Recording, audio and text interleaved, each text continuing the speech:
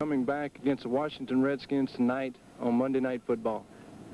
Bert Jones, the exceptional quarterback of the Colts, has been sidelined all year long with not one but 2 shoulder separations. When healthy the last 3 years, he led the Colts into the playoffs with bombs like this one to Raymond Chester, the tight end, now a member of the Oakland Raiders. And always he would look for Roger Carr, the fleet wide receiver. Tonight, Bert Jones is in action against a veteran. A great and shrewd and clutch responsive veteran named Billy Kilmer of the Washington Redskins, who rode the bench for the first 8 games but came back last week against San Francisco and starred with touchdown passes like this one to the former West Virginian Danny Bugs. And Kilmer knows how to take advantage of all of his receivers with touchdown passes like this one to John McDaniel. So Kilmer is back, and I spoke with Billy earlier. Seems to me they always turn to you in time of stress. Well, I don't think we're in much stress right now, Howard. We've got a 2-game lead going into tonight's game, and, you know, it's a good, comfortable position. And then, you know, I came in against the 49ers, and the 49ers haven't had a good record, and I haven't played much.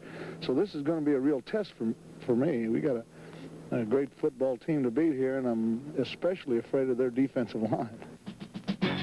20 seconds to air. Stand by, all cameras. Ready. Stand by in videotape. Ready. Stand by slow-mo. Stand by to open your mics on the field. Stand by in graphics. Ready with your opening supers. Stand by the announcers in the booth, please. And roll tape. 3, 2, 1. Take tape.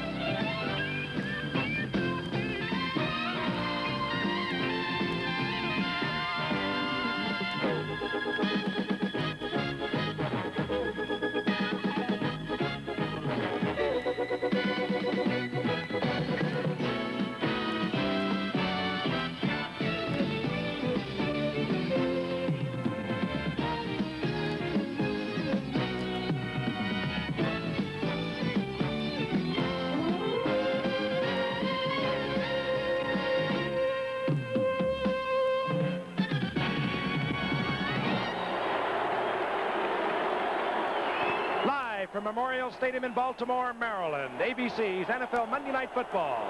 An interconference game, the NFC Eastern Division leading Washington Redskins against the Baltimore Colts. This ABC Sports exclusive is being brought to you by Buick, who invites you to see your dealer soon and test drive one of the new 79 Buicks. It's a treat you really owe yourself. After all, life is to enjoy. And by Miller Brewing Company, brewers of Miller High Life. If you've got the time, we've got the beer. Hello again, everyone. More than 60,000 people on hand at Baltimore Memorial Stadium. Jam-packed crowd, and as you can hear, a noisy crowd. The Colts coming on the field. We look for a tough, competitive game tonight. And, of course, the game earmarked from the Washington point of view by the return of Billy Kilmer. He succeeded Joe Theismann a week ago and excelled, and he's going to have a chance to prove himself all over tonight against the Colts. Earlier, we had the opportunity to talk with Billy, and of course, the key question was, how are you going to attack this Baltimore team? Basically, I don't want to make any mistakes. That's the big thing, and I don't want to take any big chances. Now, you know, Joe Walton he's put in a good offense for me and Joe, and we can get some big plays, but basically we got to get Reagans and Mike Thomas running and Benny Malone and our running backs going. We have to have a good running game. So if we can get our running game going, then I think that we can have some success. Avoid mistakes. Play conservatively, perhaps, and count on running help from the likes of Riggins, Thomas, and Benny Malone. Now, of course, the counterpart quarterback, Bert Jones. What about him? Dandy Dunn spoke with him. Ordinarily, when you come to Baltimore to see the Colts play, you expect Bert Jones to start at quarterback. This time we're here, we're a little bit surprised to see that he is. Bert was hurt early in the year, hasn't played much at all. You're scheduled to start, Bert. You had a separated shoulder earlier in the year. We were told that it was maybe a bruise, but really, you had it separated again, didn't you? Yeah, against the Jets, I did have it slightly separated, not near as severely as the first time, but, you know, I think I'll be ready to go. I don't think I'll be throwing as effectively as what I have in the past because, you know, it takes a while for an injury to really not necessarily heal, but to get strong, and I'm not quite to that point of being strong. Let's hope I don't get a hit on it, but I think that I can move the ball club. Well, I've got to ask you then about the International Football League, whatever it is. What I read was $5 million for 5 years. Is that a true figure? And tell me what happened. Well, that's pretty much what I read, too. But my off-the-field agent, who doesn't handle any of my football playing or negotiating contracts, was approached by a man who fronts for a group of out-of-the-country businessmen and said, would Bert be interested in playing for $5 million or $1 million a year for 5 years? And my logical answer, well, of course I'd be interested, but by no means has there been any negotiation other than the mention would he be interested in playing. So it's far-fetched for me. I haven't been contacted personally. My lawyer hasn't been, who is my brother, so it's just a blue sky. And, of course, that graphic speaks volumes. There's Bert Jones. He's only thrown 6 passes this year, completed 5. Now, earlier, you heard, and he does fire up that team. Just look at that picture, and this is a fired-up Baltimore team tonight. You heard Billy Kilmer say he's looking for running help tonight from the likes of John Riggins, Mike Thomas, and Benny Malone. Well, you can be sure Bert Jones is looking for help, too. And here's the Giffer to tell you about that. Howard, if you could describe anything quite as tense as what we saw an hour and a half ago, Bert Jones warming up, testing that arm. He throws the ball a good 45 or 50 yards. He was warming up with a couple of kids out on this field, and he says, I'm ready, he'll go tonight. And he does have a lot of help. Let's go back to the 3rd game of the NFL Monday night season. We thought Baltimore would just knuckle under after they'd been defeated by Dallas 42-0. They went up to play New England, and they discovered that while they did not have Lydell Mitchell, they had this man, Joe Washington, that they acquired from San Diego here with the touchdown pass to Roger Carr, the heavily favored New England Patriots that night, you might recall. Joe Washington playing his first major role for the Baltimore Colts, this time on the receiving end of a pass. And then when it was all tied up late in the game, New England kicked off. They had taken over dominance of that game. They booted to the 10-yard line, and Joe Washington went 90 yards for a touchdown. Baltimore upsetting the New England Patriots, and if ever a game was won by an individual, that game was, and you don't see many of them. Joe Washington has gone on from there. He is the leading rusher. He's wearing number 20 now. He's over 500 yards rushing, 27 receptions, so Bert Jones is not out there alone tonight. Their defense has started to come together, a defense that was hurt through injuries at the first of the year. A lot of personal problems. They played well against Miami last week in a losing effort, but they feel their defense is back to where it should be. We'll be ready with the kickoff right after this message. You know, from the beginning, Buick has approached the idea of the automobile with a spirit of innovation, an enthusiasm that led them to promote the valve and head engine, the V6 power plant, turbocharging. The list goes on and will continue to do so. Of course, the goal here isn't to be different, but to be better. Now, if what I've said hasn't convinced you that Buick is dedicated to that philosophy, what you're about to see most certainly should. Buick introduces a car destined to be a classic. The 1979 Buick Riviera. What most cars will never be, it already is.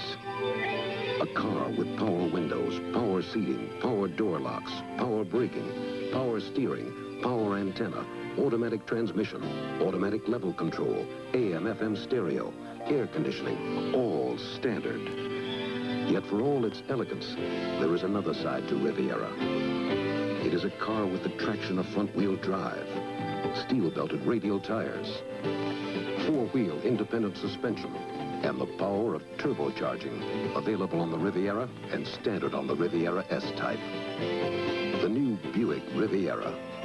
At least once in your life, you should own a car this incredible.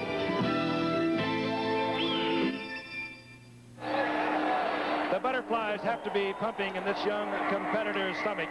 He has played 1 quarter of football against the New York Jets. He has thrown the ball 6 times, completed 5. He re-injured a shoulder that he had hurt in the final preseason, and this is basically his first major role. Jack Pardee, the Washington Redskins' new coach, who replaced George Allen. They have the lead in the NFC's Eastern Division, and they can extend that lead over the Dallas Cowboys by 2 full games if they can beat this club tonight, the Baltimore Colts. The Colts, well, quite frankly, they're not going anywhere this year in terms of playoff aspirations, although they still say it's a long season. They feel that highly about their club, does their head coach, Teddy Marchibroda. They are 3-6 on the year, but this is sort of, well, the Beltway rivalry, if you will. highways linking these two cities, and a wildly enthusiastic crowd has turned out, a capacity crowd, as Howard mentioned, of over 60,000 people. Washington has won the toss. Tony Lenhart will kick off. And moving deep for the Washington Redskins will be a young man out of the University of Florida, a 6th-round draft pick with a lot of speed. He has returned one already this year for a touchdown. There he is, Tony Green. That against the Cardinals of 90 yards. He's averaging a little over 30 yards, second in the National Football Conference. Blazing speed, 5'9", 185-pounder. Sit back and enjoy. We think we have a fine football game coming your way. Tony Lenhart set to kick off for Baltimore. It looks elephant okay from here. Billy Kilmer, as you know, will open. Lenhart pounds one, and it takes Green back to the 2-yard line. And a good cold effort, and Green goes down at the 22-yard line. Randy Buckberg hustling down there. Billy Kilmer, we told you, opens the quarterback, Mike Thomas, John Riggins, who's having a whale of a year. The wide receivers, Danny Buggs, John McDaniel, the tight end. We will see Gene Fuga tonight, I'm sure. He had light surgery about 10 days ago. He wears number 84. There's your offensive line. Now the key thing to look at right here, wearing number 63, is Fred Dean. He has been shaken up already. He had a bad knee coming into tonight. Now if he can't go, because George Stark, the regular offensive right tackle, is out for about 3 to 4 weeks with a knee injury. Now, if Dean can't go, we're going to get Jeff Williams, and he has come onto the field already. Jeff Williams, who wears number 73, the unenviable job of blocking against Fred Cook, number 72, the defensive end for the Baltimore Colts. Jeff Williams, of course, came for Washington in a trade that sent Eddie Brown out there at the beginning of the season, along with 2 players and a draft pick. Reported for a couple of weeks, then retired. And so he has been called into action. But right now, let's take a look at number 63, top left of your screen. That's Fred Dean. Just a head-on blow, and he is shaken up. He does not appear to be further damaged the knee that was already sore coming into tonight's game. So that's the story as the Washington Redskins, with a 7-2 record, a game-and-a-half lead over the Dallas Cowboys, get set for their first offensive set. And we'll quickly look at the defense while we're waiting. We told you about Fred Cook. That's who Jeff Williams will be going against. The linebackers, the little man in the middle, Ed Simonetti. A good secondary, a patchwork secondary, if you will. They have come from all over. We'll tell you about it further as Billy Kilmer comes up to the line of scrimmage. First and 10, the Redskins at the 22-yard line. Riggins at 44, Mike Thomas 22. Kilmer, very first play, to the air. Throws incomplete, intended for Danny Buggs, who was open, slipped. Billy was right on target, and a flag is down already. And we're going to have a holding call. It's going to go against the Redskins. I've really got a feeling that something's going to happen here. These Colt fans kind of set the tempo. I think it's going to be a hot night in Baltimore. It usually is. Our referee tonight, you'll hear from him in a moment with the call, the identification, Red Cashin. Holding by number 64 on the offense. Ron Soule, left side of your screen, 64, working against Joe Ehrman. Not an enviable task. He gets those hands all around Ehrman's waist. No question about that call. Basic football position. I'm a little surprised that Billy's conservative game plan he talked to you about, Howard, opened up with a pass. First down and 20. He's been known to put people on. Haven't we all? Riggins on the draw play. And Riggins gets about 3 yards out, close to the 15-yard line. Dropped there by the middle of the defensive line for the Baltimore Colts. Cook, the leading tackler, number 72. And Dutton also closed down. Dean comes back into the huddle. Fred Dean, who played for Jack Pardee when he was head coach of the Chicago Bears a year ago. So Dean is in at right tackle, a definite trouble spot for the Washington Redskins. Just wanted the viewers to take note of that graphic on Riggins. 737 yards, having a big year, the kind of year we Eubank envisioned for him when he picked Riggins as the #1 draft choice over John Brockington. He's also the Redskins' top receiver. It's second down, 17. And a flag goes. We're going to have a delay of the game. The 30-second clock has run out. Oh, boy. Not a good way to start off the night. Hardly. It's a great thing, really, for this, for the defensive team. But what impetus it'll give Bert Jones and his offensive crew. You can rest pretty be pretty well assured that you're going to get pretty good field position. That's the thing about Jones. His mere presence inspires defense as well as offense. He's a leader, and when you've led your team into the playoffs 3 straight years, you've documented your talent. Second down, 22. The ball back at the 10-yard line. Third wide receiver is in. He's number 83, Ricky Thompson, a former Baltimore Colt. Kilmer out of the pocket, and he runs right into defensive end Fred Cook. We told you that's going to be a problem for the Redskins, and down goes Kilmer back at the 2-yard line. Fred Cook, of course, is an all-pro ball player, and he had the same kind of situation opening game against Dallas, which we carried on Monday night, going against young Andy Frederick. Now watch him here. And in the early part of that game, he took advantage of Frederick. Well, there, you finally saw Cook. Third down and a bundle. Third and 28.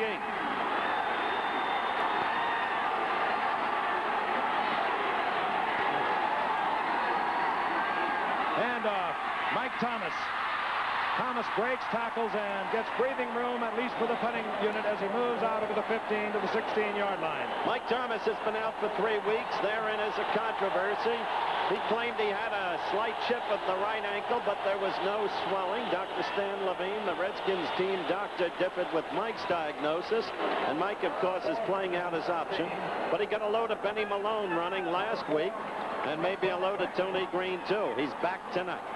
As Don mentioned a moment ago, it'll be good field position for this man who is standing on his own 45-yard line. Marshall Johnson. Mike Bragg will punt for Washington. And Bragg has hit a beautiful punt that will drive Johnson all the way back to the 35 where he bobbles it. And look at the Redskins. They are one of the finest punt covering units in football, and they have for many years. A 50-yard punt. Baltimore will have a 1st and 10. Their first possession, their own 40-yard line, when we return in just a moment.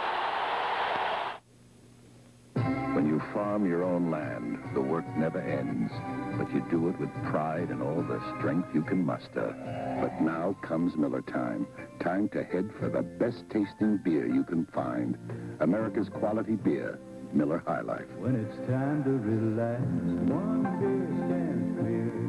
Beer after beer. If you've got the time, we've got the beer. Miller Beer.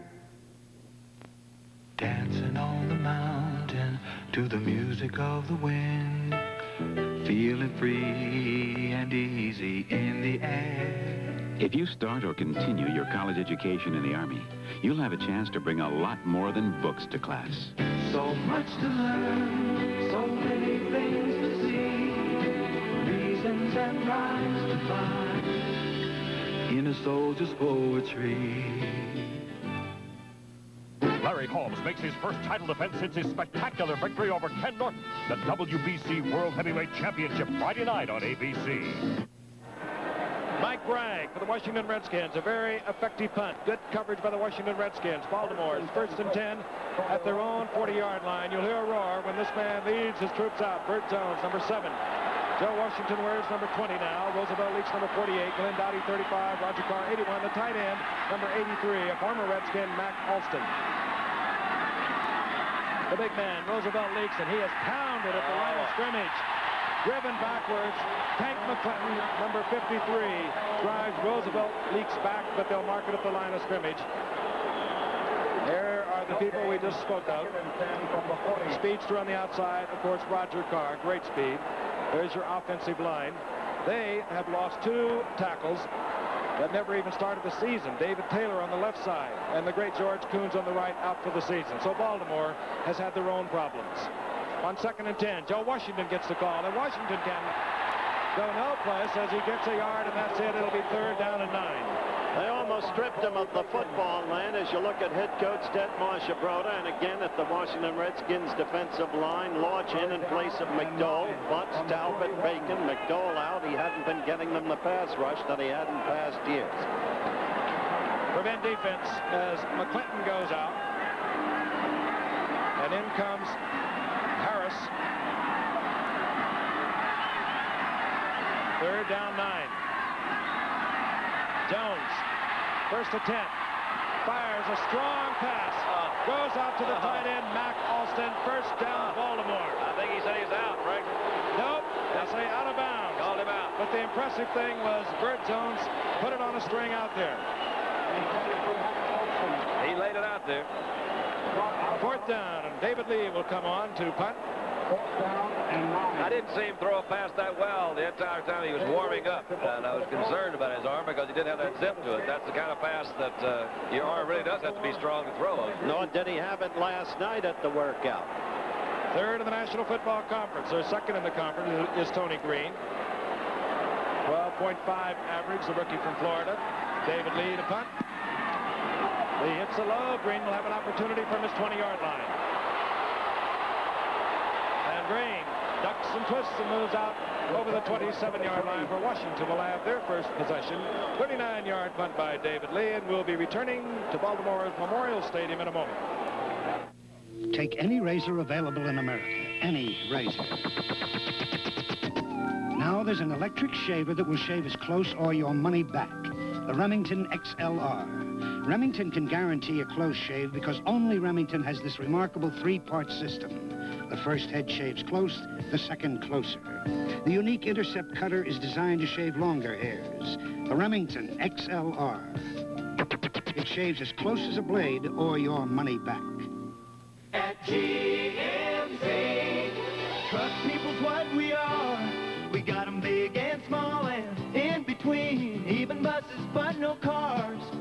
Cycles are not our chosen field, nor mowers for your lawn, but our trucks keep moving on. We're GMC, Truck and Coach Division of General Motors. Trucks are what we've been about for 75 years. GMC. A special report on foster children tonight on Newswatch. Don't miss ABC's election coverage starting tomorrow night at 7 o'clock Eastern Time, continuing through the night. And you'll get outstanding election coverage anchored by Frank Reynolds.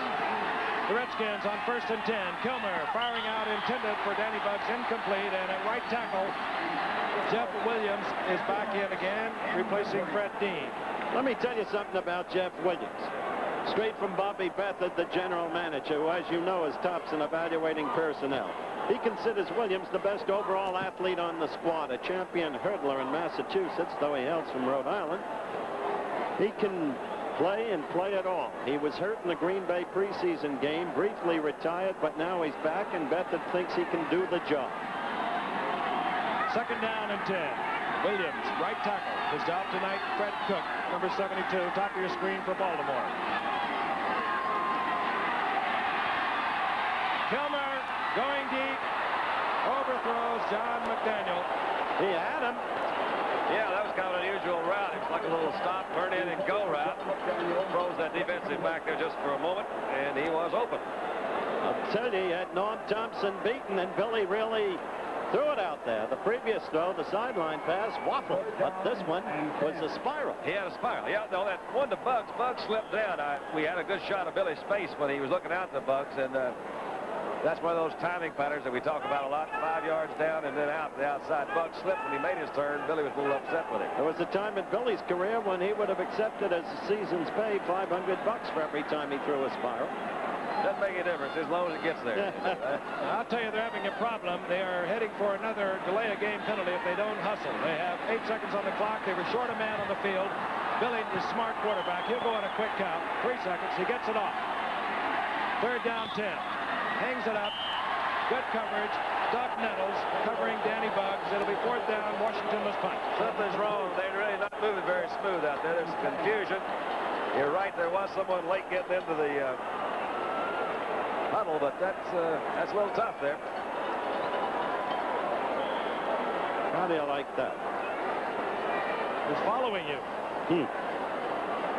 Muhammad, I think, down making a movie, isn't he? Somewhere on south. Freedom Road is the name of it.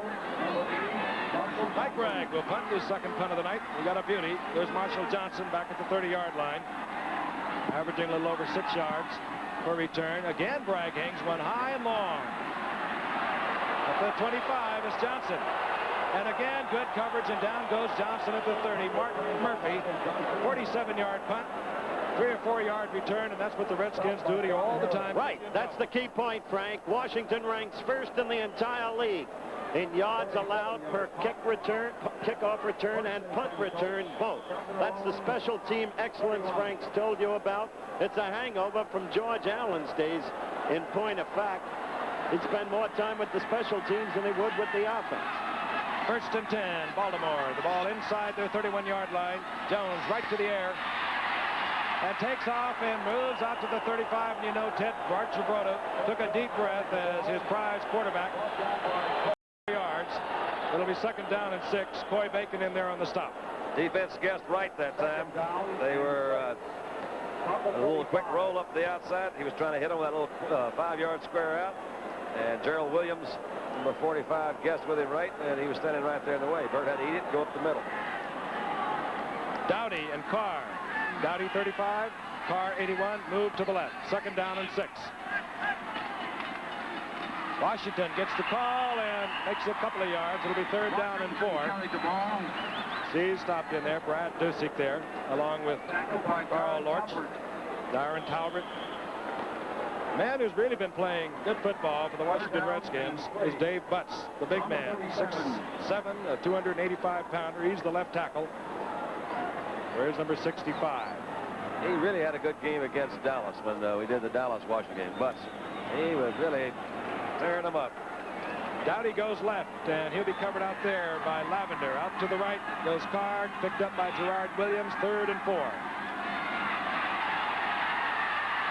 Wide open is Washington, and overthrowing is Burt Jones, and look at him. He knew he had 6 points and overthrew Washington. Oh, he really did, too, Frank. He had him man-to-man. And there's Brad Dusick trying to come back in and get him. Washington, of course, coming out of the backfield. At the start, you see Jake Scott 13, but he's reading Burt. Washington goes right by him. Dusick's trying to play catch-up. That's a tough one. You got to lay that one up and let him run under it. He tried to drill it. David Lee comes in. Deep is Tony Green for Washington. Green standing at his 25-yard line. Lee has to hurry it somewhat. I think it was partially, I think that guy hit it a little bit. Fair catch call for made at the 31-yard line, a 33-yard punt. Timeout in Baltimore. We'll be back in a moment. You know, way back in 1911, the only place Harvey Firestone could take his tires to be really tested was Indianapolis, where a bunch of young fellows were starting to race cars. Well, Harvey took his tires to Indianapolis, and every summer he learned a little bit more about it. In fact, he learned so much that 48 Indianapolis winners rode on Firestone. Today, at Firestone's Proving Ground in Fort Stockton, Texas, there are no cheering crowds, but the object is the same. Learn more about tires. Firestone's 721 steel belted radio is a result of that kind of learning. It took 5 million miles of testing to develop the 721. The tire Harvey Firestone would have been proud of. Because, you know, he always wanted Firestone products to be the best today and still better tomorrow.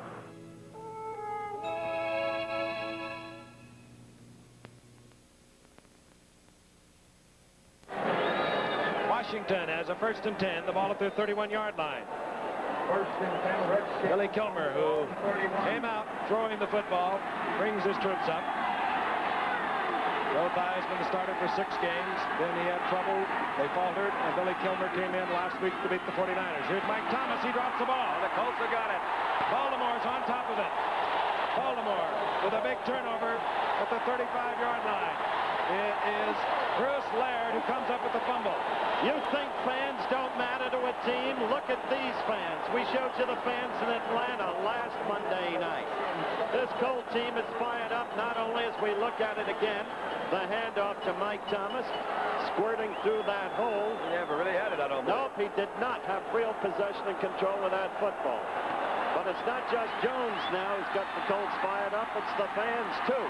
Carr to the right, Dowdy to the left on the first and 10. And moving on the left side as Washington is stopped with a whistle. And let's take a look at it again. Keep in mind now, Mike Thomas had a chipped ankle. He's been out for 3 weeks. The timing cannot be all that right. Let's look at it again. No, I believe it was. Right He there. had it. Barnes knocked it out. That was... It was stripped by Barnes, I believe, number 63. I didn't see Barnes the first time. Boy, he's been playing some good football, too. Movement on the left side of Baltimore. 5-yard penalty. Down remains the same. 1st and 15. The ball just inside the 41. Okay, Bruce, you picked it off. Fine. Recovered the fumble. Dowdy goes out to the left. Joe Lavender defensively is there at cornerback for the Redskins. Carr is to the right. He confronts Gerard Williams. Jones, screen to Washington. Washington coming back, and a flag flies as Washington goes down right at the line of scrimmage. A flag on the play. He's exciting, isn't he, Dunn? Yeah, he is. He really is. He's not very big. I'm surprised every time I see him. They called one clip. I think there were 2 on that particular play. And it'll be stepped off. So far, we have not generated a great deal of offense. I think both teams are probably minus at this point. And it'll be marked off all the way to the 45-yard line. Here's the call. Clipping by number 69 of the offense. Wade Griffin, offensive left tackle, clipping Baltimore. 9:08 remaining in the game. In case you have just dropped in, no score from Baltimore. Dowdy goes left, Carr to the right. The setbacks. Washington 20, Roosevelt Leaks 48. You don't want to get greedy. Try to get about half of it. Oops. Going for Carr. He's getting greedy. And picked off Gerard Williams.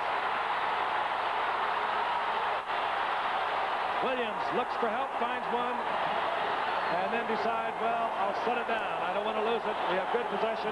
Washington does. They'll be at their own 36-yard line. Not even a question of getting greedy, Don, as we look at it again. In your talk with Bert before the game, he told you that he realizes his arm isn't at full strength. Why call that play? Well, I'm sure he had a reason, but I feel that the odds are so far against him right there. Maybe he just got frustrated with all the penalties, and they had first down and about 30 to go. He tried to get it all back at one time. Also showed the Washington defense that he's not afraid to go deep. Riggins, right side, and the big one. Bulls out close to the 40-yard line. Gain of 4. It'll be 2nd down and 6. And let's take a look at Roger Carr. He has that great speed. This ball just underthrown. Yeah, he didn't. You can see Williams is playing it back. He's reading back through into the backfield. He saw the ball was underthrown before Carr did, so he made his move to the inside. He's a holding. Now, wait just a minute here. I think I'll sit and think about it. I'm going to sit down and rest. He said things like that. I heard him. Yes, he said that. 2nd down, long 6. The ball to the Redskins' 40-yard line. Mike Thomas. Thomas cut back to the inside. He gets up to the 48-yard line. 1st down, Washington. And this man, who has had such a splendid career, he came up a 5th-round draft pick 4 years ago, is one of the fine, gifted runners in football. An intelligent runner, Howard. Don? Yes, and he didn't want to have another look at Benny Malone from the bench. You know, it's always, when the way this game started, with Washington just keep going in the wrong direction, now I can sense that they've got some breathing room. They're doing the things they want to do to begin with. As Billy said, let's run Thomas, let's run Riggins. On 1st down, Thomas gets the call again. Finds a hole to the right, slithers towards it, and picks up a quick 6 yards. That's why those interviews at the very top of the telecast are important, to establish, in effect, the storyline of the game. 2nd down. Yeah, they usually tell you the same thing, though. We're going to establish the run and then throw. That's what most all of them say, because that's kind of the basic philosophy about it. I do think that Billy was sincere in that, because he had some good points. He hasn't played that much, hasn't been throwing that much, neither has Bert. So I think both of them should have very similar philosophies. And Bert was honest about the condition of his arm. Yeah. 2nd down, 4. Look at that. Here comes the blitz. Riggins bounces out of the arms of one Colt, number 78, John Dutton, taken out of bounds, finally, right near midfield. Loss of 3 yards. Oftentimes, I think you see really the greatness of a back in a situation like that, where he only lost 2 or 3 yards. Instead of what should have been an 8-yard loss. Yeah, no, but it's just the ability, the strength that the guy has. That's one of the great things about John Riggins, Don. It always has been. That's why they always used to try to get him out on the swing pass in one-on-one situations because of his ability to break tackles. When I say they, when Namath was his quarterback in his old days as a Jet. 3rd down and 8. Ball right at midfield. strong-legged boy. Kilmer going for Bucks, and he does not hold on. Covered by...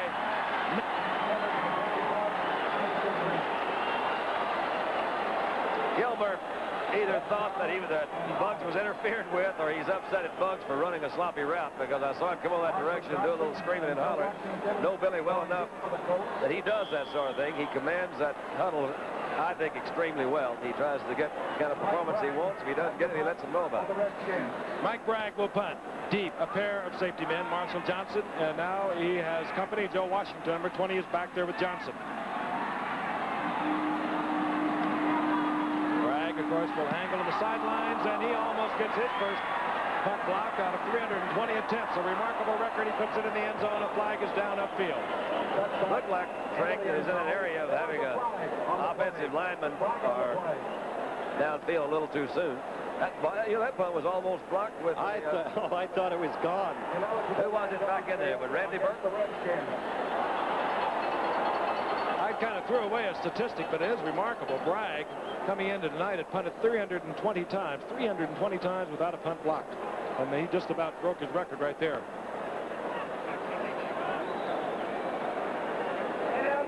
Down the field on the kickers, number 29. Penalty is declined. First down.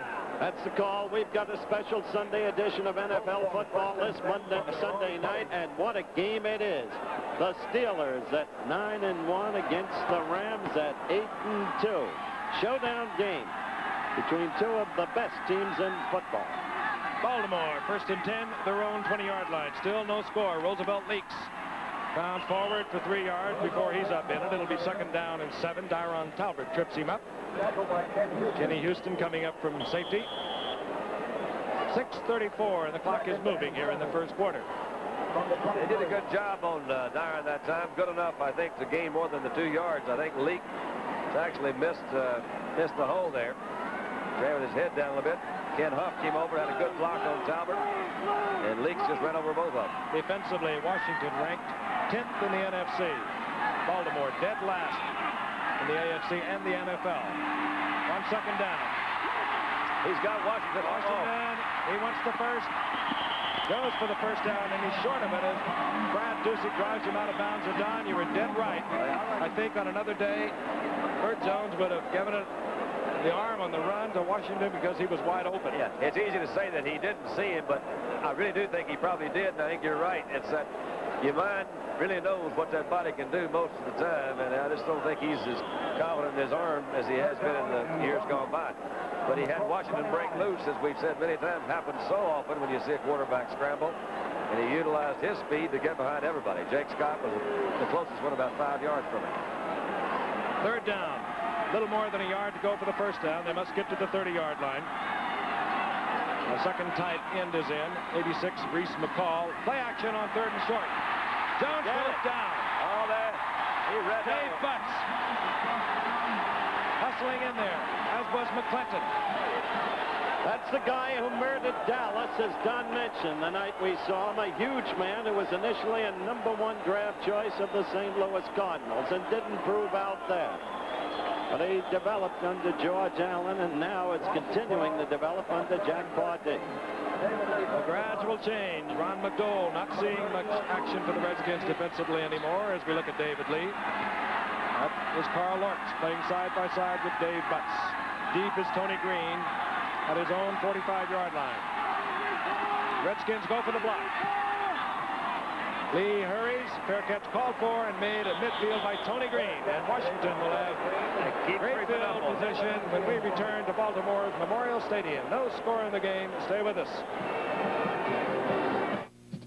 Buick continues the turbocharging of America with the world's biggest choice of turbocharged cars, the 1979 Turbo Buicks. 4 cars, all powered by the remarkable turbocharged V6. To drive one is to want one. The new Turbo Buicks, the Riviera S-Type, the Sabre Sport Coupe, Regal Sport Coupe, and the Century Coupe and Sedan. When it comes to turbocharging, nobody else even comes close. Because of a certain ability I possess, I've been asked to tell you all the useful shopping information you can find in the Bell System Yellow Pages. Names, addresses, phone numbers, maps, directions, credit cards, items for sale, charge accounts, deferred payment plans, brand names, regular valet parking, custom work, machine work, quantity discounts, colors, days and hours of business, insurance, bonding, deliveries, endorsements, cash and carry, 24-hour service, estimates, illustrations, years in business, same day. When you need to know who, what, where, when, and why, let your fingers do the walking through the Bell System Yellow Pages. Thank you. Saturday, an NCAA doubleheader. Number 1 ranked Oklahoma battles 4th ranked Nebraska. Then headlining regional games, 3rd ranked Alabama tackles LSU on ABC. A couple of teams that really get with it. Oklahoma, Nebraska. Saturday, NCAA college football. Baltimore had a penalty assessed against them on the punt. Naturally, it was declined by Washington. Reese McCall, their rookie tight end, was lined up in the wrong position. So Washington has good field position as Billy Kilmer brings them up.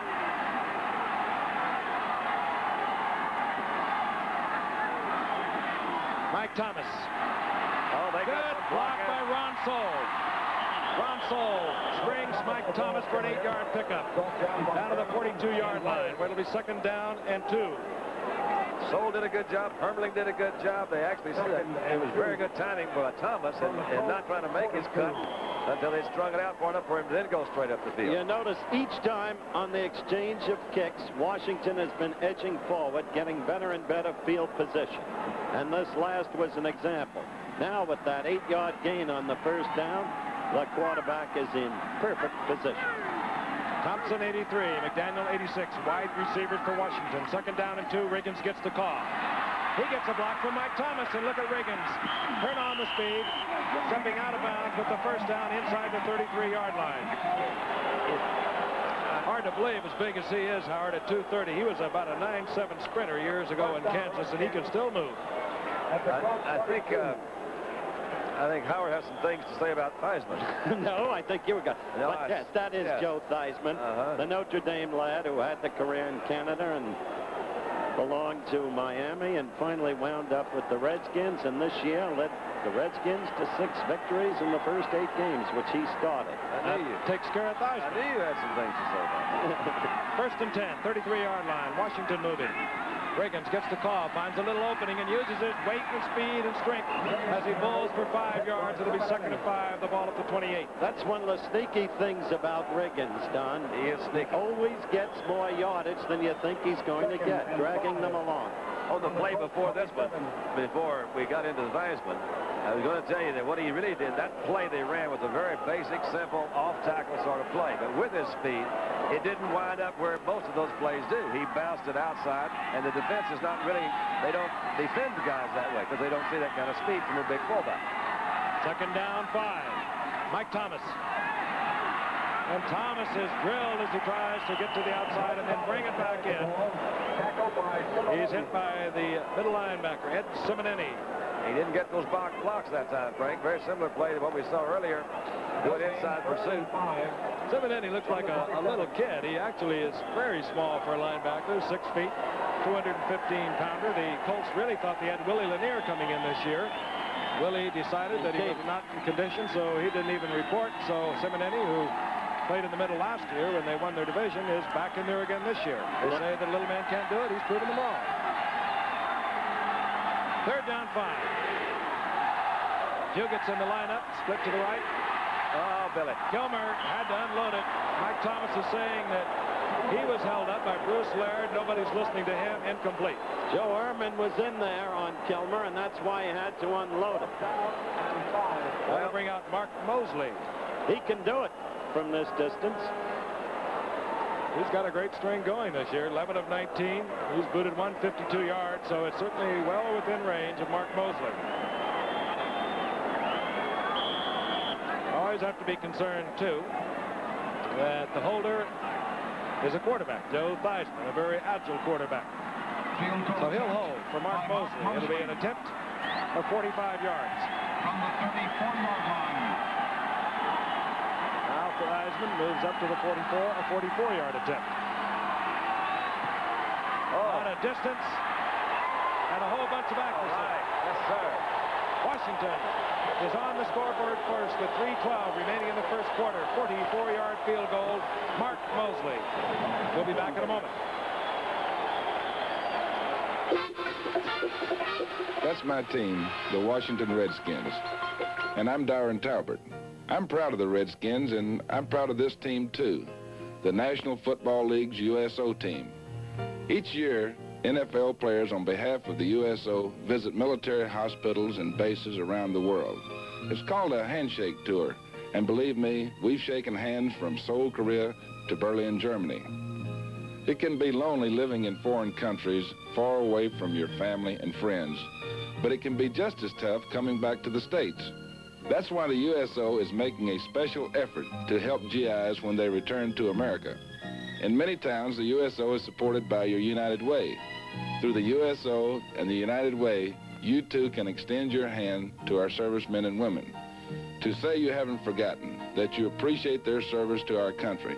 Remember, thanks to you, it works for all of us, the United Way. The preceding announcement was brought to you by number 72, Darren Talbert, and the National Football League as a public service. Mark Mosley set to kick off. Didn't know Darren do good. He looked pretty there, too. Deep, Marshall Johnson, number 80, Joe Washington, number 20. Each of them has returned to kick off for a touchdown in their NFL careers. Johnson against Oakland in the playoffs last year. And, of course, that dramatic kickoff return by Washington against New England this year. High,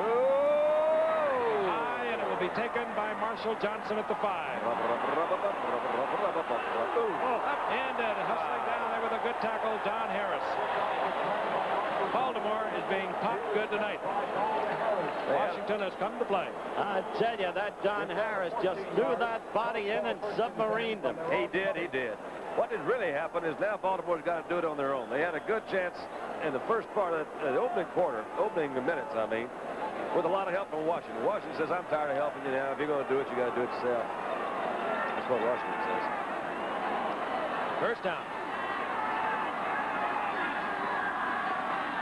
Joe Washington, left side, and Washington blocked abruptly at the line of scrimmage by number 80, Coy Bacon. They hit him. Coy Bacon has given the Redskins a pass rush that they have not had in the past. He was coming over from Cincinnati, a former All-Pro with the Rams, the Chargers. He said, I get back here so fast, I tell the quarterbacks where to set up. He just put a big arm out, and that was the stopper for 183-pound Joe Washington. Second down, 10.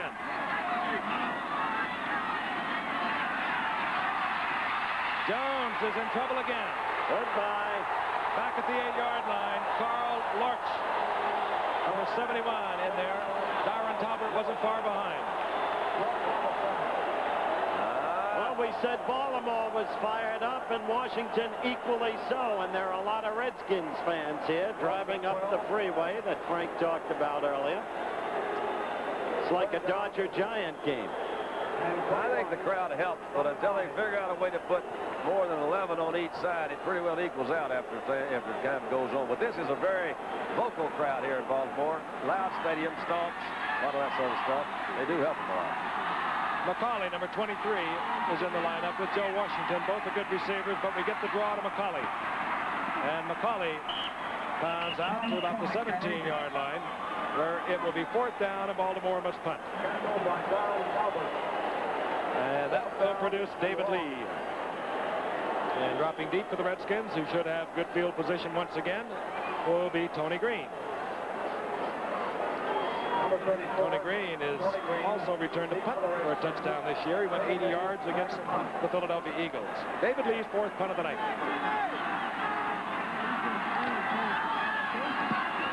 Washington is playing for the return. This is Green. And Green gets to about the 43-yard line where the Redskins will have their first down.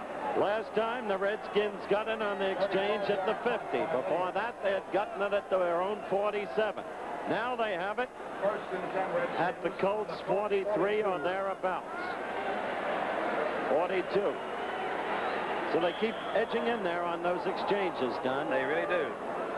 Lee's has been a very effective punter for a long time, but the last 2 or 3 years, it's been just a little bit less, a yard or two here. Washington, 42-yard line of the Baltimore Colts. The Redskins leading 3-0, 1:21 remaining in the first quarter. This is John Riggins. Did a little pirouette Turns to the right side and makes something out of nothing. A gain of 4. It'll be 2nd and 6, and he should have been trapped. Exactly what Don was talking about before. You don't expect that kind of speed, the ability to turn the corner from a big man, or at least a man Riggins' size, but he has that kind of speed. Well, there was just really no place to go. He was trying to hit up in the middle, and they really had him closed in. You see Cook coming in from the outside. Could describe this as running by terror. Yes. He outstripped Barnes. Looking for home.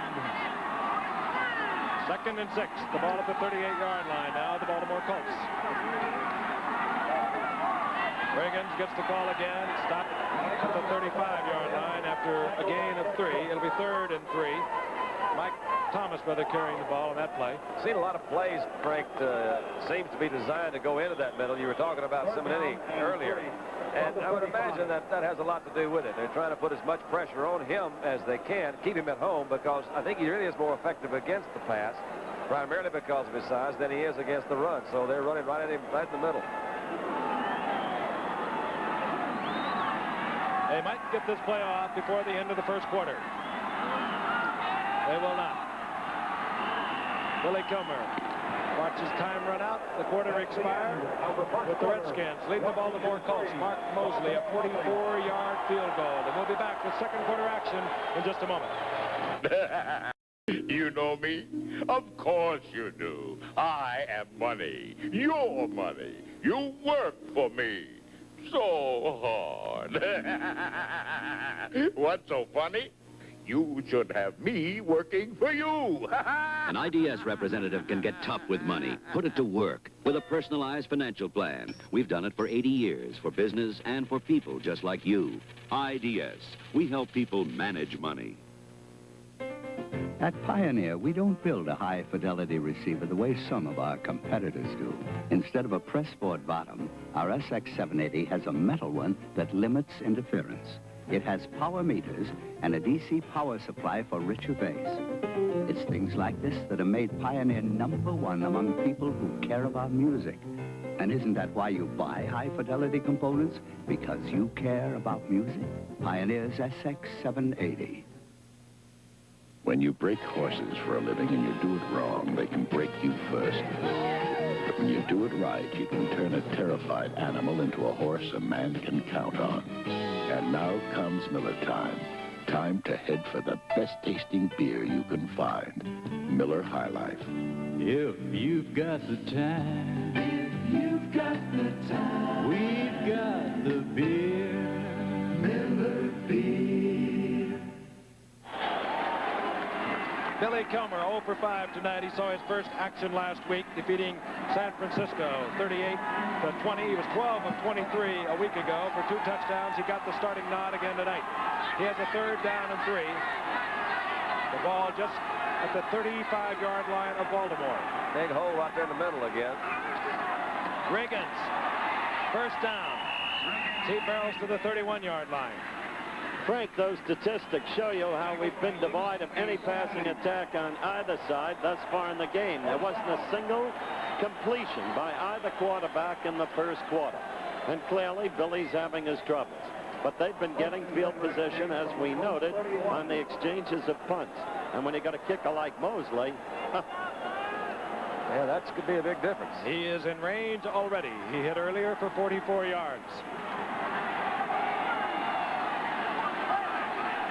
1st down 10. They're really playing those tackles wide right there. Oh, he's got him a little Kilmer fake. going deep. There's 6. He wants Ricky Thompson. And the former Baltimore Colt of a year ago, who's having a big year with the Washington Redskins. Just when we were talking about the lack of the effective passing scores, beating Bruce Laird 6 points, the Redskins. You know, you see Pardee. You don't see many of those guys doing that, do you? I love it. I love to see that. That was a good fake in the middle to Riggins. Play action. I love that pass. You know what a thrill that has to be. This youngster came up in 76, an 8th-round draft pick. As we look at him again, 76, he caught 1 pass.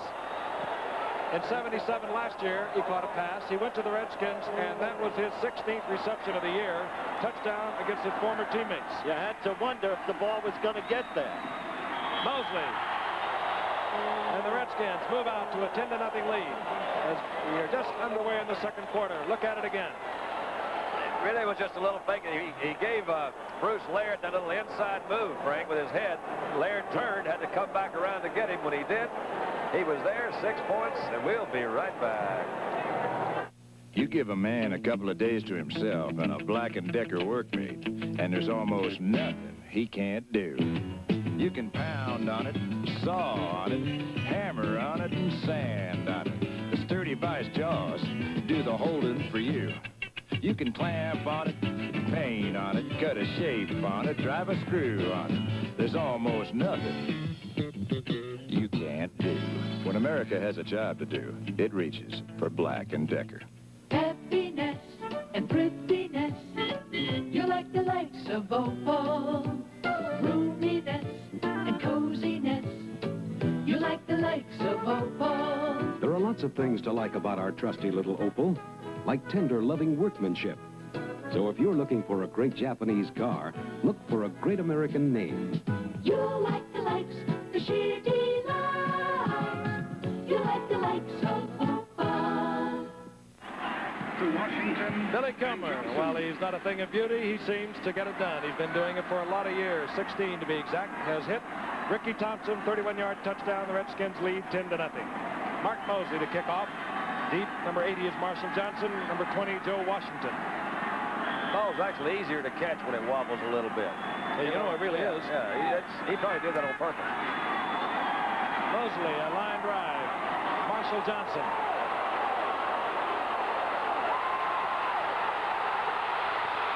And Johnson gives the hometown crowd a thrill as he goes out to the 35, the 36-yard line.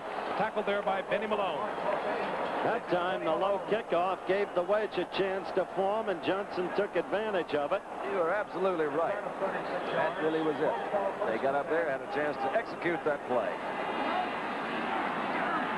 Baltimore in a lot of trouble. Redskins fired up defensively, and now they have struck offensively. Dowdy is at the top of your screen to the right, and here comes Roosevelt Leaks, and Leaks, the big man for Baltimore, keeps moving. He goes for 7 when he was stopped just beyond the line of scrimmage. He really did it on his own, too, Frank. You saw right before the snap of the ball, they shifted in that direction. The defensive line shifted in that direction, so they ran right into the strength of it. Zone blocks. Leaks just got right in behind him and took off. Next about, what, 7, 8 yards? Give him 7, and the ball is at the 43-yard line. Second down, 3. Dowdy goes right, Carr to the left. Those are wide receivers.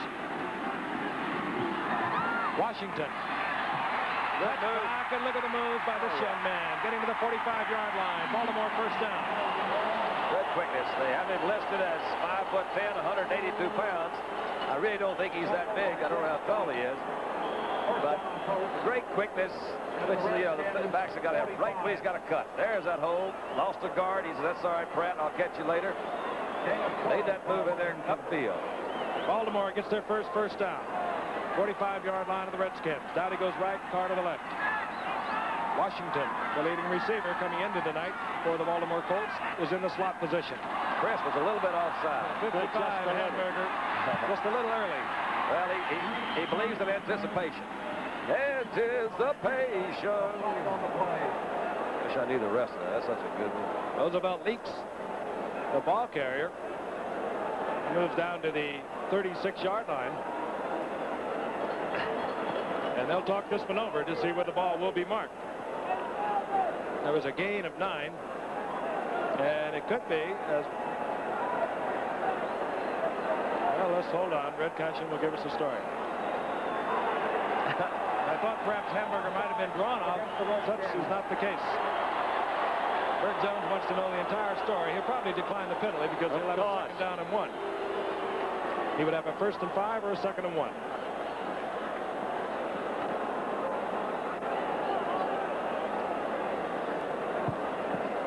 Well, they're making a problem in calculus out of it. Cannot be that big a decision. Offside, number 55 on the defense. Penalty is declined. Be second down. Finally. I remember that used to be almost automatic. They just stepped it off. Everyone's getting just a little touchy. Second down and 1. Redskins 36. Second and 1. Ball at the 36-yard line. good action on the part of Leaks. He did not stop even though he knew the penalty had been called.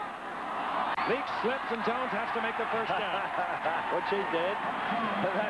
Jones gets the first down, and we're going to pause 5 seconds and allow our stations along the line to tell you who's bringing you the game tonight. This is WPLG, Channel 10 Miami. Called it home. Bert Jones turns around. Roosevelt Leaks has slipped, and he had to do it on his own. And I really think that he is playing in just a little bit of pain. Either that or he's sure got a funny way of holding his right arm. 33-yard line of the Redskins. The Colts down by 10. I saw somebody move. Washington. Oh, look at this little one. I love it. I love it. That's just Well, fun. Washington to the 26, gain of 7. This, of course, is the first solid drive Baltimore has mustered tonight.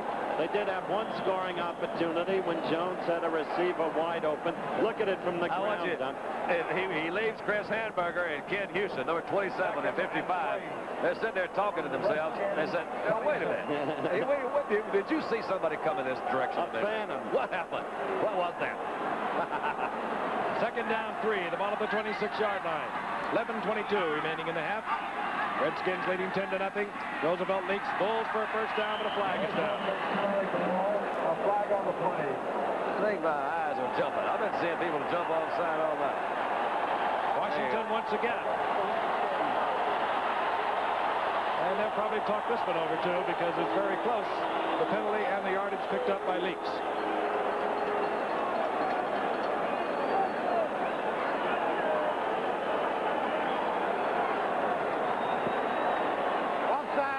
On the defense, first down. Jack Barney, who took the Bears to their first playoffs since 1963, a year ago, 9-5 record. Great All-Pro with the Rams, came with George Allen in 71, and is now back coaching the team that he helped to so many playoffs.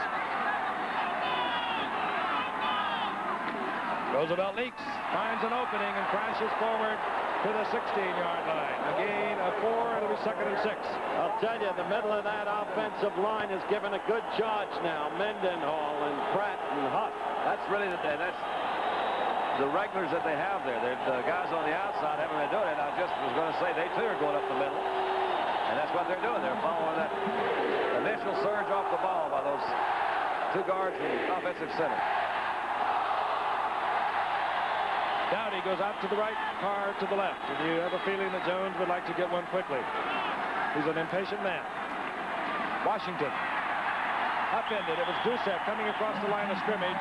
Number 59, who's played superb football for the Redskins ever since he arrived.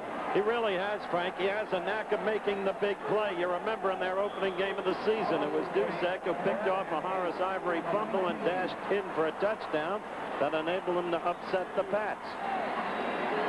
He has recovered 12 fumbles in his career, which began only 5 years ago. 3 of them he has returned for touchdowns. That's an NFL record, by the way. And Bert Jones cannot get his troops organized. He uses one of his timeouts in a disgusted sort of way, moves over to the sideline. And we'll be returning in just a moment.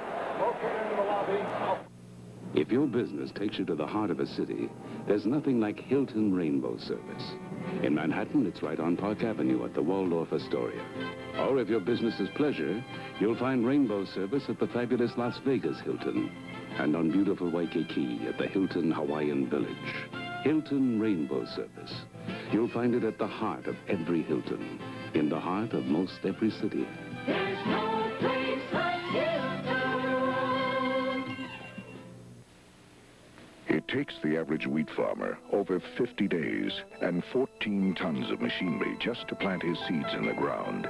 Now Phillips Petroleum has helped develop a better way, a system that plows, fertilizes, and plants in a single step.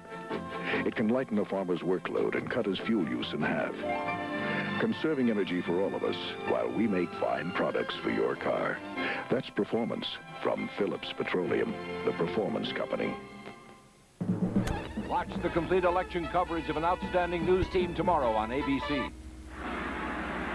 Here in Baltimore, the Baltimore Colts have a 3rd down and 8. The ball inside their 20-yard line. Bert Jones could not get his troops organized, went over, checked things out. Into the lineup now has come Reese McCall, number 86, 3 wide receivers, including Mike Siani, whom Baltimore obtained from Oakland in the trade for Raymond Chester this past year. He has had a lot of troubles with a pulled hamstring, but he's in the lineup. Number 45, Mike Siani. Roger Carr, Dowdy remain. The single setback, McCauley, a fine receiver, number 23. It's 3rd and 8.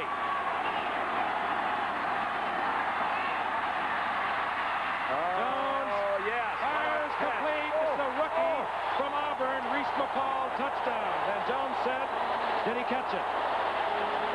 He went down and hard. Oh, that was a heck of a catch. Oh, he made a turn, came back over, right over.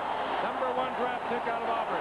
That was Kenny Houston, I think that was back there. Let's take another look at it. Ball got some pretty good protection. They had a blitz coming up from the outside. Ball's pretty well thrown, a little bit behind it. He's 6'6", Don. Used that height, didn't he? He used it. He was the number 1 draft pick after only catching 13 passes during a college career. Well, the big thing is they showed resiliency. Down 10-0, they had to get back in the game, and they drove 70 yards to do it or thereabouts. He made a different team with Bert Jones. Tony Linhart. Flag is down.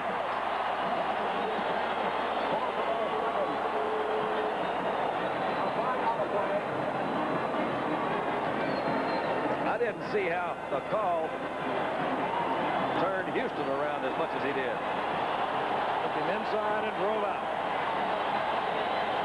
Conversion is good. So Baltimore is drawn with on 3, and let's take a look again at Reese McCall. Comes up right at the top of your screen. We're still back on the quarterback, but he had Kenny Houston turn pretty well there. A little fake into the inside, going to zig out move. He also had some inches. Yeah. A lot of them. There he is, 6'6", a 232-pounder. Remind you once again, NCAA college football, what a weekend coming up. Doubleheader action. Oklahoma, of course, goes against Nebraska. Oklahoma ranked number 1. Nebraska ranked number 4. This will be at 12:30 Eastern time. And then, of course, in other games, you'll be watching Alabama versus LSU in the key Southeastern Conference game. And then Stanford against Arizona State. Tulsa against Wichita State. William & Mary against East Carolina. Cal Poly at St. Louis Obispo against California at Davis. So check the local listing for the games that you'll see in your area. It's a big mouthful. Penalty assessed against the Redskins on the kickoff. Unsportsmanlike conduct. Tony Linhart will kick. Tony Green deep into his end zone. Linhart should be able to drill it out. Well, he doesn't. Don Harris looks it over, says, I'll stay here. Washington will have a 1st and 10 on the touchback at their 20. These two teams, although Washington has a big edge in the career battles between them, always provide a dogfight.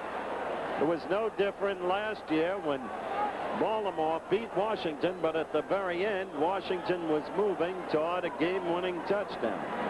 And by George Allen's view, different officiating might have given him the game. I think you said it, Howard. This team, 3-6, disappointed in the year, even down 10-0. They came back spitting and fighting, and we're going to have a football game tonight. Spitting and fighting, Shea. Hold it. Riggins piled up after a gain of 2. It'll be 2nd and 8. It's going elephant okay. Well, the key to it was Baltimore's ability to come right back with that drive. Had they failed to move on Washington, and Washington scored again against a team with a stubborn defense like the Redskins, they'd have been in real trouble. It would have been trouble. But now it's wide open. Trouble right here in River City. There are 6 pockets to a table. Just doesn't seem like Christmas, does it? Riggins with a 1.5 yards. 2nd down, a long 8. Mike Thomas in motion. Kelmer rolling out. Oh, intercepted. It's Norm Thompson. Oh, good tackle by Hermeling. Oh, what a good tackle by Hermeling. But Norm Thompson stepped right in front of that pass. I don't think Kelmer even saw it. Well, let's take another look. It didn't look like a particularly well-thrown ball, Frank, but let's take another look. He got a little pressure from the inside. I don't know, was he trying to hit Bugs? He was going for Bugs. That's a good tackle because Norm Thompson, with his speed, was moving to the outside. He had some help over the other side of the field. But it didn't take long to commit the turnover that gives Baltimore its opportunity. Quickly to either tie or move into the lead. Jones is a quarterback that likes to strike and strike deep when he gets a break. He puts Dowdy and Carr to the left. But gives it to Leaks up the middle, and Leaks battles and fights for 4 yards. Gets to the 26-yard line.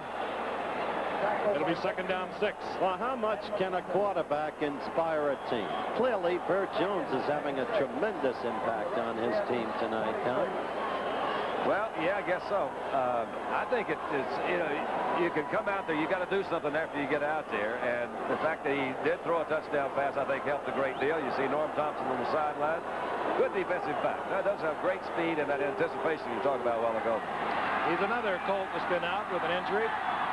Hurt in the first game against Dallas. Back and healthy. Leaks up in it again. It was Jusic who made the initial Washington hit. Number 59 read that beautifully, stepped across. Squared it, lost of a yard. Where a small back really does have the difficulty. You saw Washington trying to block on Jusic, and he just couldn't do it. He just picked him up, brought him back in there, laid everything down, and Leaks couldn't get started. He threw him right back into his lap. Yeah, says hello. Third down 7. Ball inside the 28-yard line. McCauley single setback. Ciani is in, number 45. Roger Carr, number 81. Glenn Dowdy, number 35. Tight end is Mac Alston. And Jones trying to screen to McCauley. The screen did not develop, and he just drilled it into him. And he's looking over to the bench and say, why did you call that? He is a volatile guy. He's temperamental. That's hurt him in the past, Bert Jones. What? I mean, he doesn't call his plays? I thought he did. Did they send him in? Frank? Well, he has a lot of flexibility, yeah. Well, he calls them, but I mean, he's flexible, too. I imagine on a third down and long, that play was sent in. Tony Leonard in to attempt what could be a tying field goal. 44-yard attempt. Exactly where Mark Mosley drilled one from in the first quarter. Oh, there's offsides, looks like to me. It will not get there. I don't see a flag. I didn't either. Leonard is short. Freddie Marchabrota on the sidelines looking on. His team trails 10-7. We'll be returning in just a moment. Make it happy times and smiling faces, holding hands in favorite places. Make it Buick. After all, life is to enjoy. The new 1979 Buick Regal. It's good-looking, smooth riding, V6 powered, very comfortable. And your Buick dealer's most popular car, Regal. After all, life is to enjoy. Look around. There's really nothing quite like a Buick. Here's to good friends. Tonight is kind of special. The beer There he is. Hey, you got here early. Al, 2 more Lowenbrow. Lowenbrow. Well, isn't that what regional sales managers drink? You? You got it. I got it. You got it. When you want the taste of a truly great beer, tonight, let it be Lowenbrow. Congratulations, Big Shot. And I suppose you're going to forget your friends now? Probably. Let it be Lowenbrow. I'm Lynn Swan of the Pittsburgh Steelers, and I hope you'll do it the American way on Election Day. Go to the polls tomorrow and vote for the candidate of your choice. You're right, Lynn Swan, and the thing to do is watch our election night coverage beginning at 7 Eastern Time tomorrow night and throughout the night. Anchorman Frank Reynolds in New York, Max Robinson in Chicago, Barbara Wallace in New York with Frank Reynolds, Howard K. Smith in Washington, and Lou Harris. And Billy Kilmer in Baltimore with the 1st and 10 at the 27. Mike Thomas. Oh, good move there. Skips around looking for an opening, finds a little bit, and maybe gets a yard and a half before he's dropped. Hit there by Ed Simonini. Well, Kilmer got away with murder the last time when the turnover resulting from Norm Thompson's interception, giving Baltimore the ball on the Redskins 30, did not result in at least the field goal that Lynn Hart failed on. Look at how Very even in rushes and yards gained. The Redskins with 16, the Colts with 17, each team gaining 68 yards on the ground. Second down and 8. The ball just inside the 29-yard line of the Redskins. Inside handoff. Riggins finds a little opening and bolts out to the 35. Short of the first down by a couple. It'll be 3rd and 2. John Dutton tripped him up. Dutton was free early. He just couldn't quite catch up with it. 3rd down and 2 from the 35. Remember when Riggins had his mohawk haircut? That thing going out, had both sides of his head shaved, and that streak going right down the middle? He's always been a little flaky, or used to be. Now he seems to be settled down. I just meant he changed hairstyles. 3rd and 2. We have 6:13 remaining in the half. The Redskins have a 3-point lead. Should tell the folks Meredith is wearing a beret. Oh, no, you don't have to tell him. Mike Thomas, single setback, gets the call, inside trap, and I believe he has the first down. He had to get to the 37. He appears to have reached the 38. Down Dutton, Ed Simonetti in on the stop. First down, Redskins. Mike Thomas, who's missed the last 3 games, chip bone in his ankle. A lot of criticism, a lot of talk that maybe he wasn't all that seriously hurt. But no one would know better than Mike Thomas. Look at it. It's his ankle. That's right. He's averaged 942 yards rushing the past 3 seasons. Not bad. 76 over 1,000 yards. Riggins again gets away from one Baltimore Colt. Tom McLeod gets back to the line of scrimmage and maybe picks up a yard. It'll be 2nd and 9. It's good to see McLeod back. He's a guy who had retired prematurely. Well, they needed him when Stan White went down in the Dallas game also. And Stan White, who wears number 53, is, of course, back in the lineup for Baltimore. You know, in the first game against Miami, they gave up 279 yards on the ground. Last week, they held it to about 120. That's improvement. That's progress. 2nd and 9. Kilmer fires to Ricky Thompson. Incomplete. Bruce Laird. Numbers by Bruce Laird. 3rd and 9. 3rd down and 9. Kilmer, 1 of 8. He really flutters the ball. That last one looked like a... It was a very effective one. Dying quail. He got off to a slow start. Never did catch up, did he? 31-yard touchdown, and his only completion went to Ricky Thompson. They're going to put a bunch of them out in that pattern this time, it looks like. Single setback, Mike Thomas. Kilmer. Gene Fugit. Short of the first down. Oh, boy, they should chew him out. Gene Fugit, of course, missed last week. He had a little knee surgery, the back of his knee. Well, with his experience, you know he should have been in first down territory. I can't see a reason why he wouldn't have taken one more step, because there was nobody over there. He's wide open. Cost him a big first down. Have a single safety dropping deep. It's Marshall Johnson, number 80. Mike Bragg will punt for Washington. Marshall Johnson, the deep man for the Colts. Taking his position at his own 15-yard line.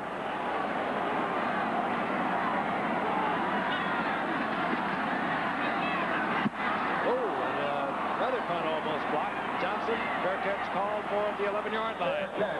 Reese McCall almost got in there for the block. We'd like to tell you this telecast is presented by authority of the National Football League. It's intended for the private use of our audience. Any rebroadcast or other use of this telecast without the express written consent of the National Football League is prohibited. Yeah, I'm upset. That's my job. I don't know. Well, they got the ball on the 11, 89 yards to negotiate. 3 minutes, 46 seconds left in the half.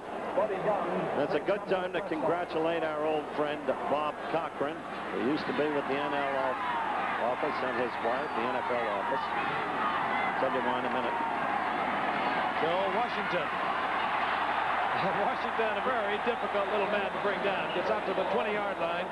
gain of 8. It'll be second down and 2. I think his name is Danny, isn't it? Danny Cochran. Judy and Bob Cochran, proud new parents, so we congratulate them. In the meantime, Joe Washington again squirting for yardage.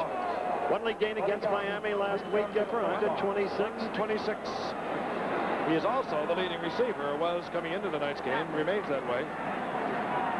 So he is really, he wears those eyeglasses, by the way, to protect some problems he's had. Handoff is Roosevelt leaks and leaks as the first down. We're inside of 3 minutes now, counting down the end of the first half. It's been a hard-fought struggle. There have been mistakes. There have been turnovers. Largely a defensive game. One pass for a touchdown by Kilmer. First and 10 Colts. He's only completed 2 on the day. And Jones with the pass to Reese McCall, the #1 draft choice from Auburn, the big tight end. First down, the ball at the 23-yard line of the Colts. They trail by 3. Jones fires it to Dowdy, complete. And he had to put that in there, and he did. First down. Yeah, a lot of strength on that one, Don. That was on the low inside part of the plate, man. He had it right down in there where he wanted it. Good route. I like these kind of routes when you're trying to, in the last part of the game, a turn in.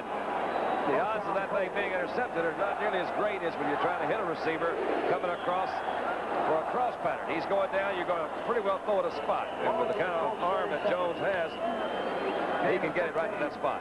He gets the first down up to the 38-yard line as the 2-minute warning is sounded. Both benches to be notified. Jones will move over to the Colts bench. Tank McClick over to the Redskins, and we'll be back in a moment. I'm John Kelly, a tire engineer, and this is the Firestone 721 radio. A tire we have so much confidence in, we're backing every 721 sold for the rest of this year with this guarantee. If a Firestone 721 becomes unserviceable within 2 years because of defects in workmanship or materials, we'll replace it free. Only road hazard and in-service abuse are excluded. The Firestone 721, we're so confident we guarantee them for 2 full years. When I've got to catch a leader like Ben Crenshaw, I count on my Canon AE1. It's fully automatic, so I can concentrate on my subject. Yet it's one automatic camera that's made to meet the strictest professional standards. Try it, Ben. Are you kidding? The AE1 is so easy to use, you know you won't miss a shot. About all you do is focus and click. The surprisingly affordable Canon AE1. So advanced, it's simple. Saturday, an NCAA doubleheader. #1 ranked Oklahoma battles 4th ranked Nebraska. Then headlining regional games, 3rd ranked Alabama tackles LSU on ABC. A beautiful Indian summer evening here in Baltimore. Temperatures were hovering around 70 today, and it's a beautiful night for football. The Baltimore Colts down by 3 to the Washington Redskins with 2 minutes remaining in the first half. Have a 1st and 10. The ball at their 38-yard line. You recall they had to use one of their timeouts. There was a little bit of confusion as we began the second quarter, so they have 2 timeouts remaining. Dowdy goes to the right. Carr is to the left.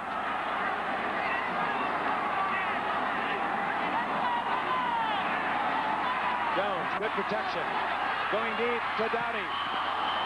And off his fingertips, Gerard Williams running stride for stride. He really does throw that thing with some authority, doesn't he? Yes, but you saw him holding his right shoulder on after that throw, and he may have damaged it some more. He could have, or it could be an old quarterback trick when you have one intercepted or overthrown, you grab a shoulder or an elbow or something like that. It could, it's an old quarterback. But it's not likely if you've had 2 separations. Well, it's not quite as likely, you're right. In a matter of 7 weeks. What was that? Second down 10. Oh, the pain. Bird has a quick word that Joe Washington puts Dowdy to the right against Williams again. Carr out to the left. He goes against Joe Lavender, but the Skins will be in his zone. Dumps it over the middle of Mac Austin. Austin sprinting for the sidelines. He will not get there. Chris Hamburger and Ken Houston get on the stop defensively, and of course short of the first down. He made a little audible, I think, there, Frank. Did you see him at by the last? Kind of changed his mind. They left that middle open. I don't know, but he hurt Alston's middle. I mean, he fired that in there. He put it in there, didn't he? Right between the 8 and the 3. Alston picks up 5 yards, third down 5. The ball at the 44-yard line. Seconds ticking away. Ciani comes in. Mike Ciani wearing number 45. Single setback now, Don McCauley.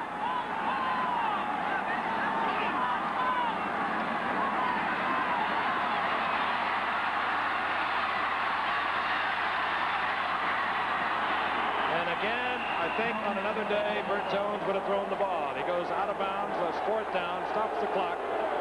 Ken Houston was right there to make sure he did go out of bounds. And Jones felt he was roughed up a little bit, made his feelings plain, and the crowd responded immediately by booing the Redskins. I wouldn't pickle Kenny Houston. And Mr. Kenny Houston. No, I wouldn't pickle him, though. He's tough. I bet he's not too pleased because that was really his man that caught the touchdown pass back there earlier, too. No fool with Kenny. Here's David Lee. Tony Green is deep for the Redskins. 1:06 remaining in the first half.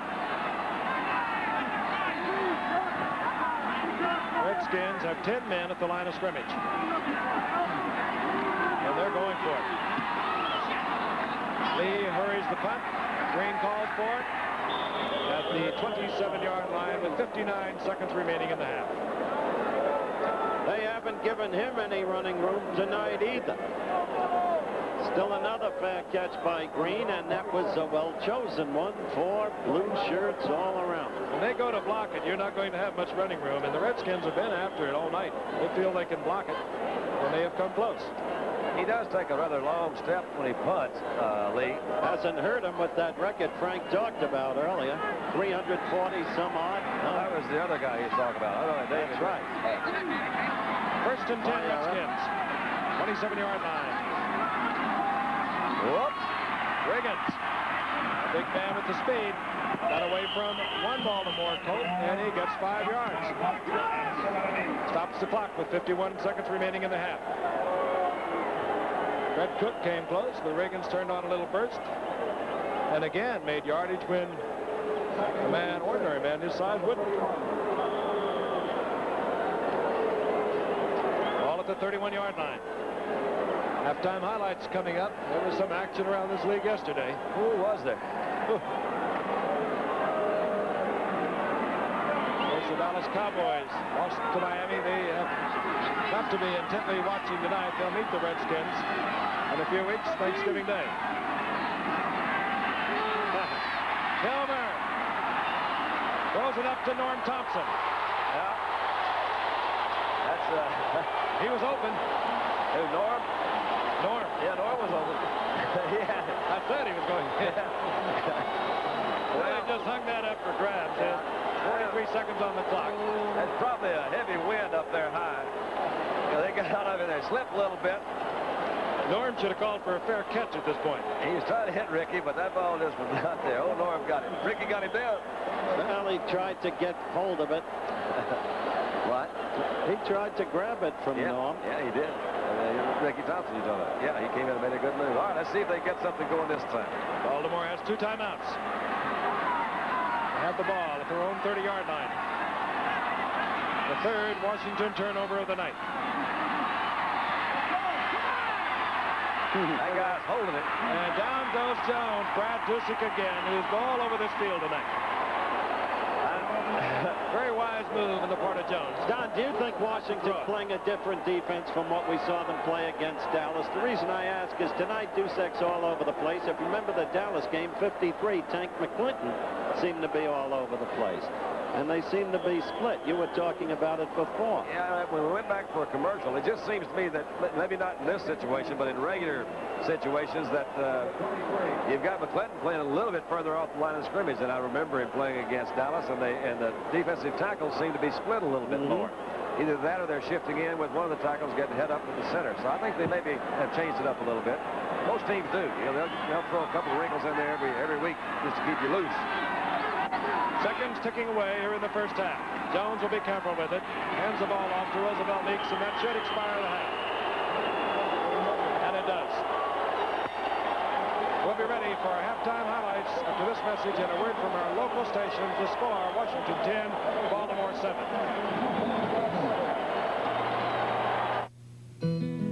When you take off on a Trans-International Airlines charter flight, you're taking off with us. When you go to see a United Artists movie, you're going to the movies with us.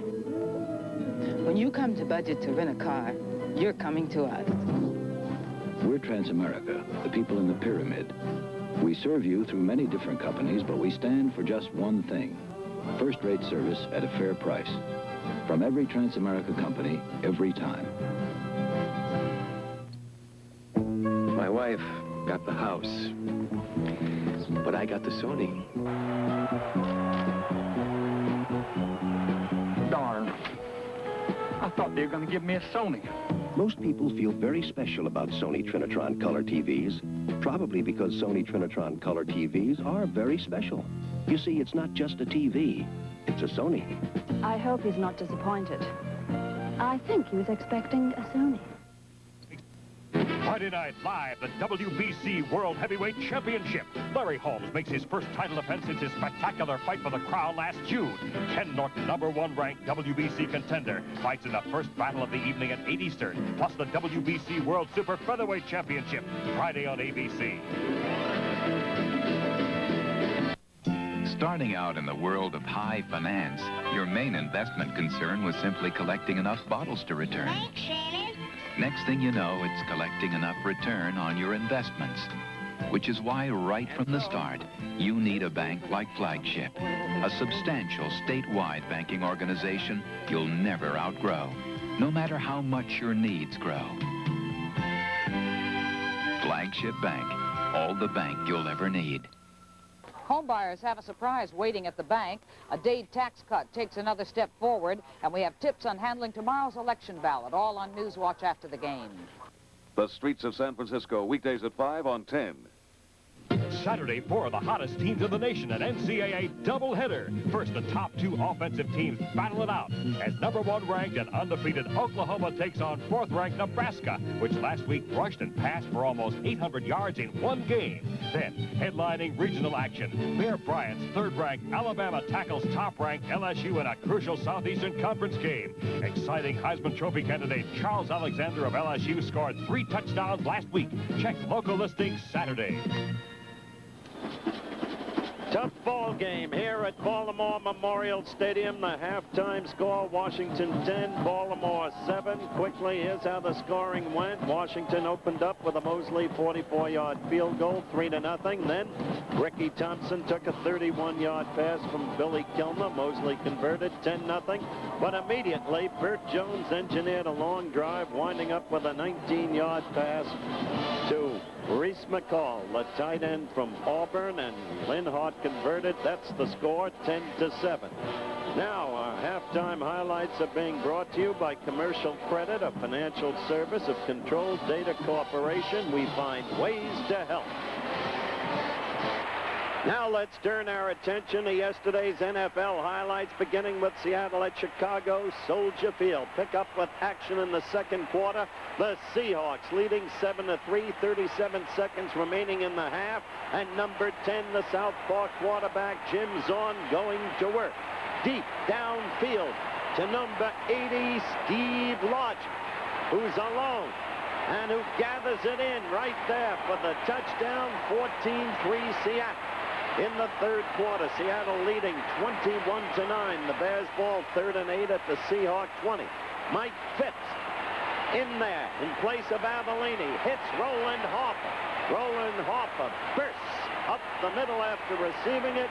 In for the touchdown. That made it 21-16 Seattle. On the very next series, Seattle ball 1st and 10 on their own 27. And that's when the Seahawks go to work again. The handoffs on to Sherman Smith. Look at his stats on the day. What blocking! The Bears go down as if cut by a scythe, and Sherman Smith along the right sideline all the way downfield, nudged out of bounds finally by 24. Virgil Livers on the 6th. That set up a touchdown, 28-16 Seattle. Then this 7-yard bolt by Walter Payton just in. 28-22. Seattle went on to win it 31-29. The Seahawks not an expansion team. Green Bay at Philadelphia, Veterans Stadium, Philadelphia, Pennsylvania. Second quarter action, 3-0 Green Bay. Green Bay punting from deep in their own territory. Fumbled by David Beverly. He tries to kick the phantom ball, doesn't. And then the ball squirts away. It's finally picked up by number 65, Mike Douglas, on the 2-yard line for the Eagles. 2 plays later, it was still 2nd and goal at the 2. And John Schara, remember him from UCLA? Back with the ball, running right. A little too eager right there. He almost got hit, but he got in and scored. Philadelphia won it 10-3 over the Green Bay Packers. In the big game of the day, Dallas at Miami, the Orange Bowl, Miami, Florida, the first quarter, 0-0. Miami ball, 2nd and 7 from their own 37. Number 12, Greasy, the pinpoint passer. To 24, Delvin Williams. He slipped 2 tacklers. He's done that before. This is the leading rusher in the National Football League, now on the receiving end. He goes all the way down to the 11-yard line. That set up a Norm Brouillard touchdown, 7-0. Still 7-0. Miami ball, 2nd and 11 from the Dallas 16. Again, Greasy, this time to the tall tight end, Andre Tillman. Hit by 3 men, but held on to the football for a 15-yard gain. That set up a Delvin Williams touchdown, 14-0 Miami. Third quarter action, Miami leading 20-3. Dallas ball, 2nd and 10 from their own 36. Staubach throwing deep downfield for the brilliant receiver from Stanford, and you saw the extension of the body in the hands. A great catch. That set up a Raphael Septien field goal. The pass good for a 53-yard gain. 20-6 Miami. Later in the third quarter, 20-9 Miami. Miami ball, 1st and 10 at their own 31.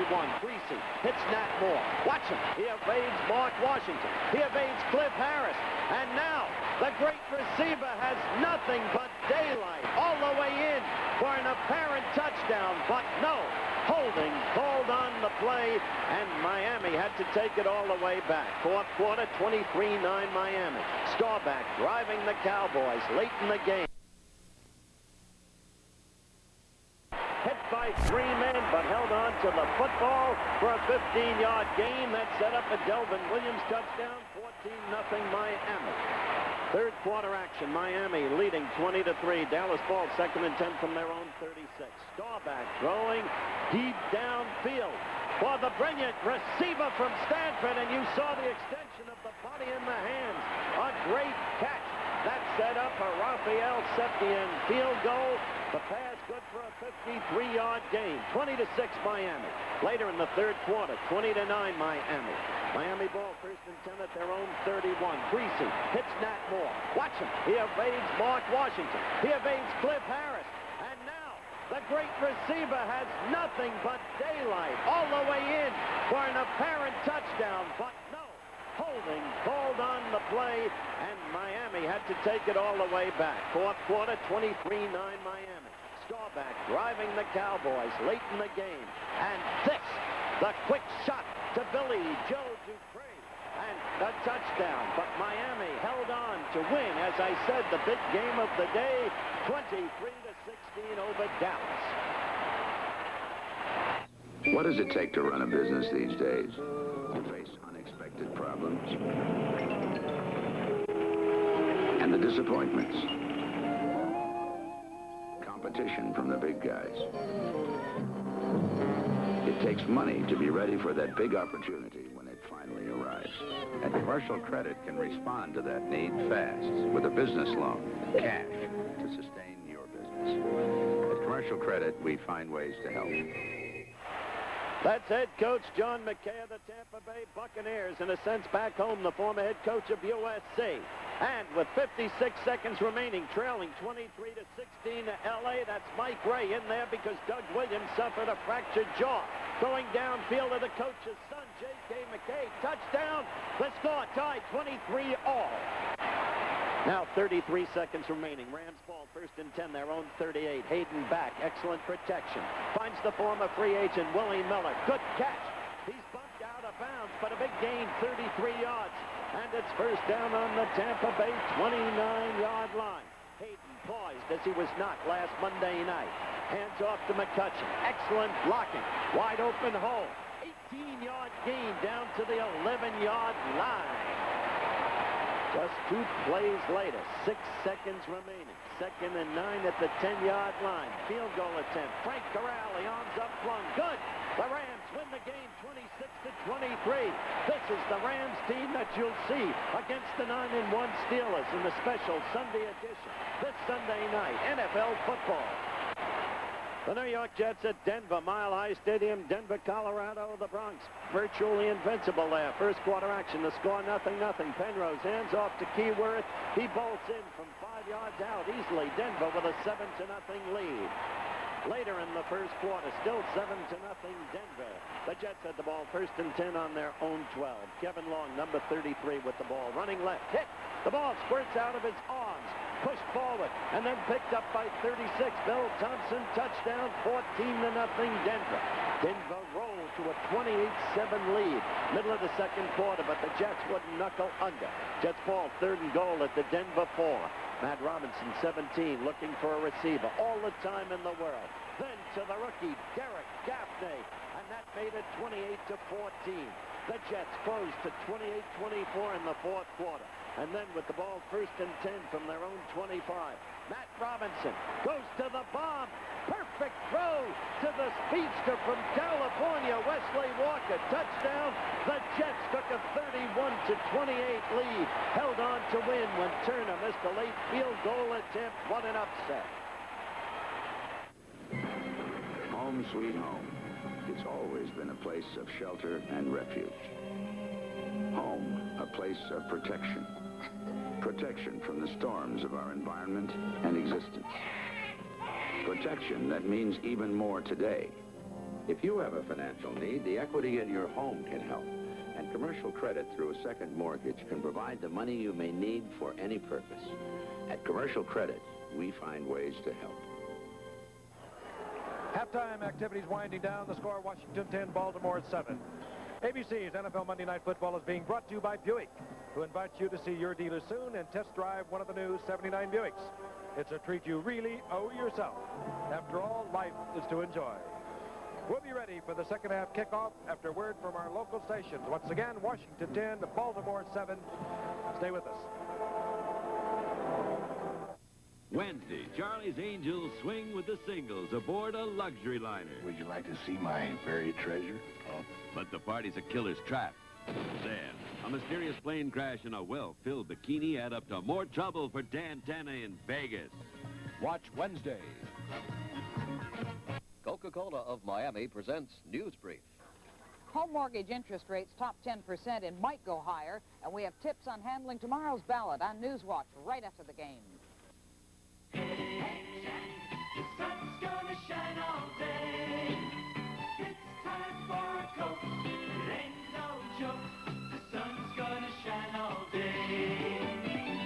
Coke adds life, and everybody wants a little life. Coca-Cola. If you pick an airline by the food it serves, you'll have a hard time deciding. All airline food is pretty much the same. Eastern Airlines has to do more than serve good food. Reservations has to answer the phone politely. Ground crews hustle faster. Do even more to take care of you. And we're doing it. For the second year in a row, we've flown almost 2 million more passengers than the year before. There are other airlines you could fly besides Eastern. That's why we have to earn our wings every day. See The Gong Show weekdays at 4 on 10.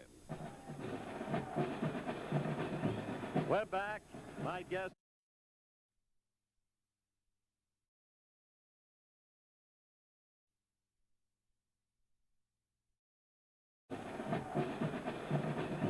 We're back. My guest is Mr. Lou Harris, the famed pollster who brought the computer to poll tape of ABC News. He'll be part of our extensive election coverage on ABC tomorrow night beginning at 7 o'clock Eastern Time. Quickly for the viewers, Lou, will you describe what you'll be doing on the telecast? Howard, our job will be to find the meaning, the why, in this election. We'll be analyzing the results all night long, Lynn Scher and I, and we're going to say why. What lies back of the outcome tomorrow night? You find an analogy in our presidential year elections to sports. don't you? Explain why. That's right, Howard. Well, every other year we have off-year elections, and the Republicans start out like the Baltimore Colts here, 3 and 6 behind, and the Democrats are like the Redskins, 7 and 2 up. The Republicans always find themselves rebuilding in the off year. Now, the question tomorrow night is not will the Republicans win, but how much will they lose by? If they lose by a little, they win. If they lose by a lot, they're in deep trouble and their franchise is near to loss. The two major national issues affecting voters locally are what? Inflation, taxes, and government spending. They're pocketbook issues all the way. You'll be in New York with Frank Reynolds, our anchorman, won't you? Frank will be in New York, Max Robinson in Chicago. They'll be telling us what's happening. Barbara Walters will be interviewing people in her own inimitable way. Howard Smith will be in Washington. Very good. And what you'll be seeing, done in the ABC News way, are political close-ups of winners all over the country, done perhaps in the manner of our famed up-close and personal looks at the principal sports figures in these United States. Under any circumstances, Lou, thank you for joining us, and we look forward to your coverage tomorrow night. Thank you, Howard. Great to be here. Thank you, sir. Mr. Lou Harris of ABC News. Now let's go back to the Gipper. Thank you, Howard. And both teams are back out on the field. Again, the score, Washington 10, the Baltimore Colts 7. A good, hard-hitting football game, and you have to wonder if maybe this man's counterpart, Bert Jones, is not still suffering from the effects of a shoulder separation. I'm sure he would not be out there if there could be any further damage just by throwing the football. And this man, well, what can you say? He came up in 1961, a #1 draft pick for the 49ers. Serious car accident, cost him the season of 63. Again in 65, went to New Orleans, 67, Redskins, and he's just been around a while, 16 years. And Bert Jones, of course, the youthful member of these Baltimore Colts, separated his shoulder in the final preseason game some 9 weeks ago against Detroit, and has only played one quarter since. Playing hurt tonight. There can be no question about it. He's winced throughout the night once he clutched his shoulder, but playing with a lot of courage and determination. And because of his exceptional character and excellence, he has inspired the Colts. Thus, we have a game in which the Colts are very much alive, trailing only by 3 points, and were dominant during the latter part of the second quarter. I don't know that I have seen very many games where total pass completions for both teams was 5. 3 for Baltimore, 2 for Washington, and yet 2 touchdowns have come out of those 5 completions. Superb defense. Superb defense, that's what they say. Mark Mosley will kick off for the Redskins. Marshall Johnson is dropped deep. Joe Washington. They share something in common. Both has returned an NFL touchdown on a kickoff, or rather a kickoff for a touchdown. Washington this year, Marshall Johnson last year. Couple of lightning-like threats. Mosley with a 44-yard field goal effort. That's the margin. The Redskins lead the Baltimore Colts, and the second half gets underway. A floating kick. Washington takes it at the 5. Slips, and he's cut immediately. And the flag goes down at the 25-yard line. Washington down at the 18-yard line. Don Harris was there to cover. But again, a flag is down at the 25. A lot of emotion in this game tonight. We saw it from the very beginning as the personal foul clipping is indicated against the Baltimore Colts. That's a good point, Frank, because we have seen some of the presumably more powerful teams playing without much emotion this year. In fact, that's one charge Coach Landry has leveled at his Cowboys. There are the stats for the first half, and you can see how even they are in rushing. In passing, the figures are rather dismal. A paucity of yardage. Total yardage only a slight edge, and time of possession, Baltimore with a slight edge, but basically meaningless. Very even game. Reese McCall, the guilty Baltimore Colt. The Colts have the ball. 1st and 10, their own 9-yard line. Roosevelt leaks, pounds into the right side, gets out over the 10, close to the 11-yard line. This is how the game opened up, only it was just reversed. Washington wound up back down there. didn't seem like they were going to get out, but they finally did. Now it's Baltimore's turn. Leaks managed 3 yards. It'll be 2nd down and 7. The ball at the 12-yard line. Dowdy, 35. Carr, 81. Wide receivers. Mac Alston is the tight end, 83. Joe Washington, 20. Roosevelt Leaks, 48. Those are setbacks. Well, they got to be some flags. Upended as a flag goes down. They tried to saw time it. movement in there. Yep. That was Jake Scott all the way back there, wasn't it? Number 13. I think it was. They tried to time it, of course, just to coincide with that quarterback's count. I think it's one of the things that most quarterbacks fall into. It's kind of a hidden trap, but they get into the same rhythm. They don't change up that rhythm very much. And that defense does anticipate it quite a bit. So you've lost your advantage of knowing the snap count. Number 80 and number 71 of the defense offside. The 2 defensive ends, Coy Bacon and Carl Lorch offside. Lorch 71, Bacon 80. Dyron Talbert stays in there, 72. Dave Butts, the other tackle for Washington. McClinton and Brad Dusick and Chris Hamburger, the linebackers for the Skins. 2nd down and 2. Washington. And down goes Washington. Gerard Williams up there defensively. Gerard Williams, part of the secondary that consists, of course, of Ken Houston, Jake Scott, and Joe Lavender. Washington behind closed doors. I knew you would do it. Washington against Washington. Loss of a yard. Ball at the 16-yard line. A little more than 3 yards for the 1st down. Carr goes to the left, Dowdy to the right.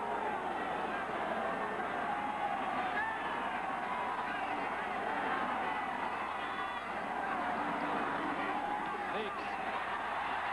And Roosevelt Leaks has the 1st down, moving out over the 20, close to the 23. Ken Houston made the stop, but Baltimore gets the 1st down.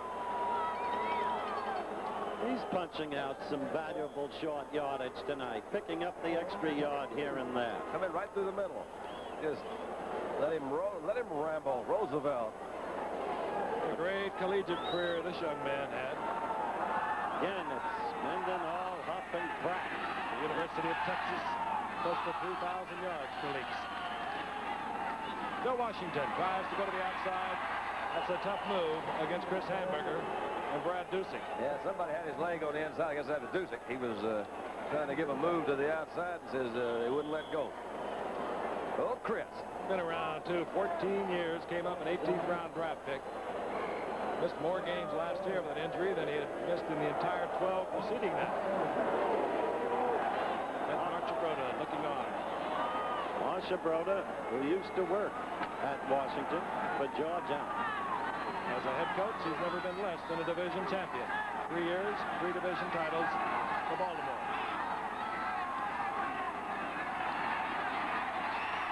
Second and long, going for Carr. Look out. Look high. No score. Cranberger will never catch Carr. Yes, sir. Yes, sir. Oh, Bert's happy about that one. Boy, he should be. It was right on the money. Hanging it on the line. Had to go, what, 40 yards, 45 yards? It did, and you know, Joe Lavender had good position, and he just drilled it in there. A 78-yard touchdown pass from Bert Jones to Roger Carr. Jones' 2nd touchdown pass of the night. I tell you, this is what you're going to put in the peach basket. Got good protection, and zoom. Man, now you talk about one spiraling. That one didn't flip at all. And you're right, Frank. Lavender was in there in pretty good shape. The ball had to be right where it was. And so long. Matter of fact, I thought Lavender might have blocked Carr's vision. Carr himself, who was plagued off-season by injuries and was a slow starter this year, now coming into his own. But he becomes a valuable deep receiver only when Jones is in there. When Jones is out, you don't see Carr catching the long ones. The others can't throw. Baltimore with the lead for the first time tonight. Benhart puts it through, and Baltimore has a 14-10 lead. And there's Roger Carr, who's had so many of those long touchdown passes, that great speed. We'll be returning in just a moment. Leave some time for fun and happy smiles, things that make your life worthwhile. Make it Buick. After all, life is to enjoy. The new 1979 Buick LeSabre. filled with room, comfort, value, and good times. We didn't make LeSabre a celebrated family car. Families did. There's really nothing quite like a Buick.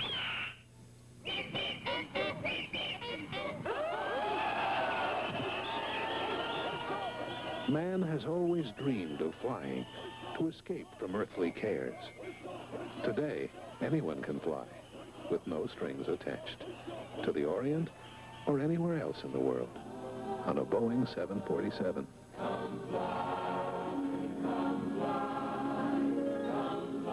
The world's favorite way to fly. Larry Holmes makes his first title defense since his spectacular victory over Ken Norton. The WBC World Heavyweight Championship Friday night on ABC. A 78-yard strike. Burt Jones to Carr, and all of a sudden Baltimore has the lead in this game. Redskins looking for a victory that would extend their lead over the Dallas Cowboys to 2 games. Tony Linhart set to kick. Deep is Tony Green for Washington.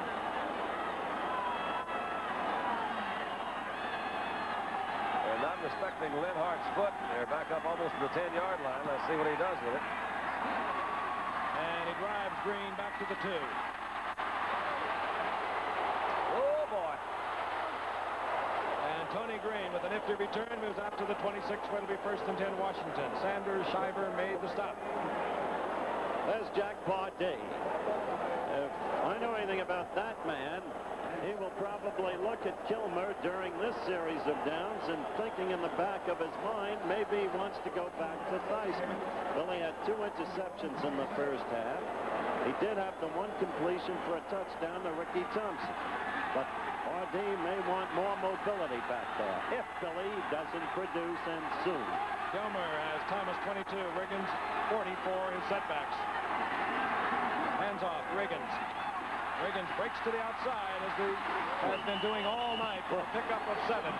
Oh my, he hits. You got to give old Lyle Blackwood some credit. He came up there and knew that he was giving away quite a bit, but most of those defensive backs feel that way anyway. They're usually fairly small. He met him head on. Didn't necessarily win, but he did his job. He got him out of bounds, didn't he? 44 against 44. They mark it at the 32, so it'll be 2nd down and 4.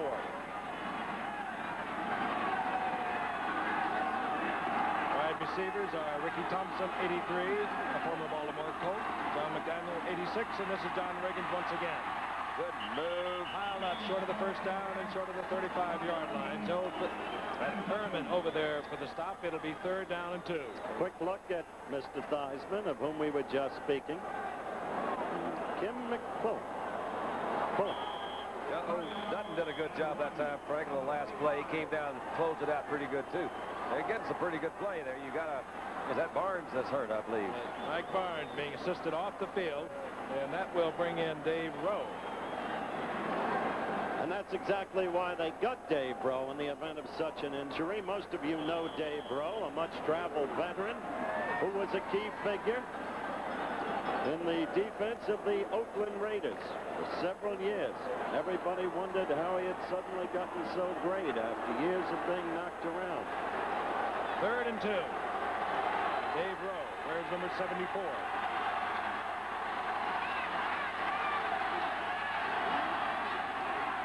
Mike Thomas. Finds the opening and cuts it back against the grain, and look out. Oh, boy. And a saving tackle was by Norm Thompson at the 40-yard line of the Baltimore Colts. As I said, his ankle is better. It was a good pull-out block by Dan Nugent, that right guard. Nugent was the one actually that was blocked. You see 62 come out. He go out in front. Kicked out right there. He just didn't have that pursuit coming down that line. Somewhere the linebackers missed it. Good move by Thomas to go back against the grain, pick up a nice gain. Meanwhile, Fred Cook, number 72 of Baltimore, has just limped off the field. Mike Ozdowski comes in his place, number 71. 1st and 10 from the 43-yard line. Oh, they'll try that same play again. Yep. Not that time. Smothered by number 71, Mike Ozdowski, who has been a brilliant member of the special teams unit for Baltimore. Comes in spot situations behind Dutton. plays all along that line. He prefers the defensive end. Ozdowski. Now Mike Thomas slow getting up on his feet, back to the huddle. Second down at 11 following a loss of a yard. A sellout crowd here in Baltimore. And a very unfriendly rivalry between Baltimore and the Washington Redskins.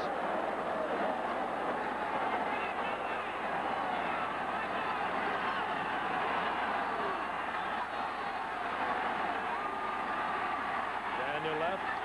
Thompson right. Riggins. Oh, good. Move and a real fine tackle. Moving in there was Darrell Luce, number 58. Out of Baylor. That was a good one-on-one tackle against the big man. Stepped in there and did his job, didn't he? Right. A loss back to the 44-yard line. It's going to be third down and 12.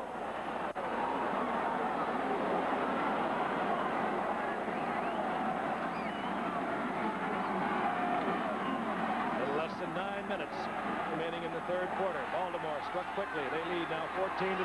78-yard touchdown pass. Jones to Carr.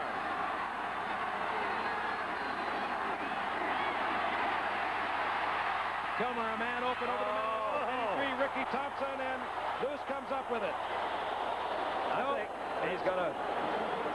ruling incomplete. Ruled it incomplete. That was a well-thrown ball into a spot. Ricky was coming across the middle.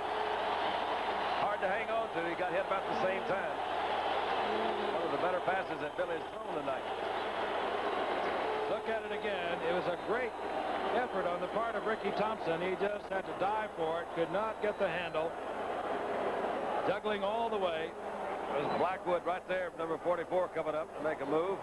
Luce came up with it, but it's ruled incomplete. Mike Bragg on to punt for Washington. Deep is Marshall Johnson, standing at his 10-yard line. Bragg angles for the corner, doesn't get it, and Johnson makes the fair catch at the 13-yard line. 8:30 remaining in the third quarter. Baltimore 14, Washington 10. We'll be back in Baltimore in a moment. You know, for too long now, bowlers have been left out of light beer commercials, and football players have been grabbing all the glory. But bowlers know light beer from Miller tastes great. We know light's got a third less calories than the regular beer. We know light's less filling. Bowlers love light just as much as football players. That's right. And we also love the easy opening can. Light beer from Miller. Everything you always wanted in a beer, and less. Well, the weather up here is tough on everything. Oh, you kind of feel good that you have a diehard.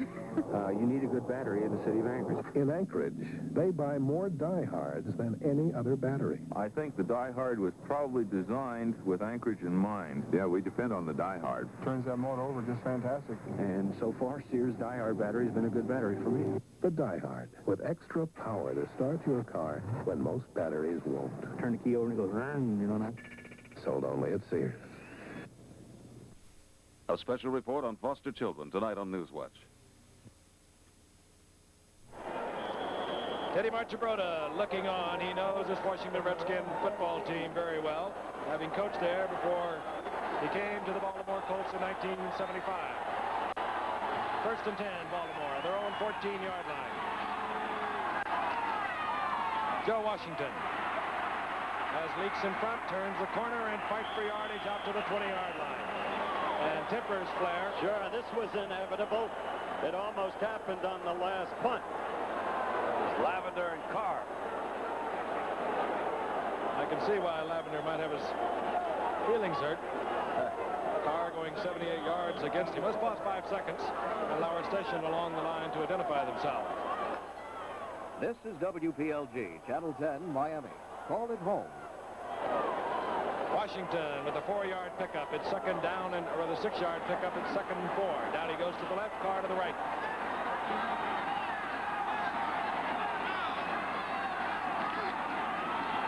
Roosevelt leaks. Out to about the 23-yard line. Be short of the first down. Dave Butts, Ken Houston coming up from a strong safety spot.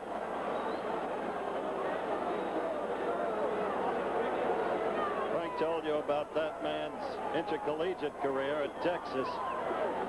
He's another who's played with pain and with courage, needing knee surgery, as he has a couple of times, as he has had. He had that remarkable record of 2,900 yards plus at Texas and did not play hardly at all his senior year. There's a little less than a yard to go. Joe Theismann warming up the sidelines for the Redskins. Two tight ends around on the short yardage offense. Dowdy is in motion. Leaks gets the call. Fumble. Coughs it up.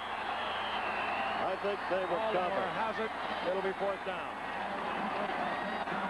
I think that's an alert move by Jones, who saw that fumble, jumped back on it. Hurry, there you shot of Joe Theismann on the sideline. I suspect he'll be in there. Well, he's tying it up pretty tightly. David Lee will drop back to punt. Tony Green positions himself at his own 45-yard line. 10 men again at the line of scrimmage for Washington. And Lee again had to kick one quickly, kicked it high. Fair catch called for and made in Colt territory at the 48-yard line. John McDaniel pressuring David Lee. Washington will have good field position when we come back. The shimmering you see on this winter day is caused by heat, a very little heat. But Westinghouse has developed a way to take heat out of the air and bring it into the home. To heat homes, the Westinghouse heat pump can extract heat from winter air. It can reverse itself to air condition. Industrial heat is recovered by a larger heat pump. There is unused energy all around us, made usable now by Westinghouse, a powerful part of your life. Now the day's done, you're on your own, feeling easy, heading home. Make it Buick. After all, life is to enjoy. The new 1979 Buick Electra Park Avenue. The luxury, the prestige, the pleasure of driving one make all your hard work worth it. Electra Park Avenue. After all, life is to enjoy. There's really nothing quite like a Buick. Saturday, an NCAA doubleheader. Number 1 ranked Oklahoma battles 4th ranked Nebraska. Then headlining regional games, 3rd ranked Alabama tackles LSU on ABC. Oklahoma, Nebraska, one of the really big games of the year. Oklahoma currently rated number 1. Must keep winning to retain that rating and win the national championship, and must keep winning to get the bid as the Big 8 representative to the Orange Bowl. And a remarkable ball carrier, Billy Sims, contending for Heisman Trophy selection, has had 3 straight better than 200-yard games. And here is Joe Theismann, and here is the Gipper. Theismann, who started the first 8 games, won the first 6, then lost the last 2, has been the ball game. Hands off to Mike Thomas to get the feel of it. Thomas goes down in the arms of Ed Simonetti. Dave Rode at the bottom of that pile along with number 71. That's Mike Ozdowski. You just knew Theismann would be sent in there if, as I said, Kilmer couldn't move the team in that initial series of downs. He did via the ground for a first down on Thomas's great run, but Billy had connected for only 2 passes out of 11, a total of 38 yards, had 2 intercepts. Theismann, 47% of his passes complete, 10 interceptions, 10 touchdowns. Fires into the arms of number 86, John McDaniels. No, out of bounds. Bruce Laird is really responsible for that incompletion, because I think he pelted him. Yeah, I think McDaniels would have held on, but Laird was right there, and ball was well thrown, Don. It was well thrown. It'll be 3rd down and 9. There's Billy, great 39-year-old veteran that he is. He can reconcile to what happened tonight, and he's not out of there for the night yet. We may see more of him. The man with the headset was Joe Walton. He calls the offensive plays for the Washington Redskins. He's the offensive coordinator. 3rd down and 9 for Theismann. Single setback, it's Riggins. Theismann scrambling, dumps it off to Danny Buggs. No, was out of bounds. Oh, that was...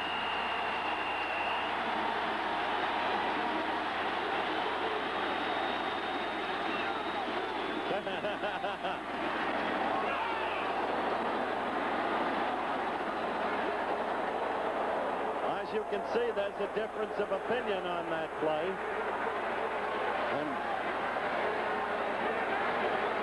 Big Eddie Kayak saying, let's just cool it down here a little bit. McDaniel is pointing up the field. And we have another officials conference. One official called it out of bounds. Another one stepped in. And said it was good. But the referee, Red Caution, he'll have to make the decision. Always flip a coin. Look at it. With Danny Buggs, the receiver, keep in mind he must come down both feet inbounds. It's an incomplete pass. Oh, yeah. What's the question? There is none. Incomplete. Wait a minute. One. Well, this week's television guide has an argument. Marsha Broda doesn't want to use instant replays. George Allen does. It's a very topical time for the subject after that one. Fourth down. I can understand Teddy not wanting the instant replays. Mike Bragg will punt. Back to punt. Pete Marshall Johnson, number 80. Joe Washington, number 20. Yeah.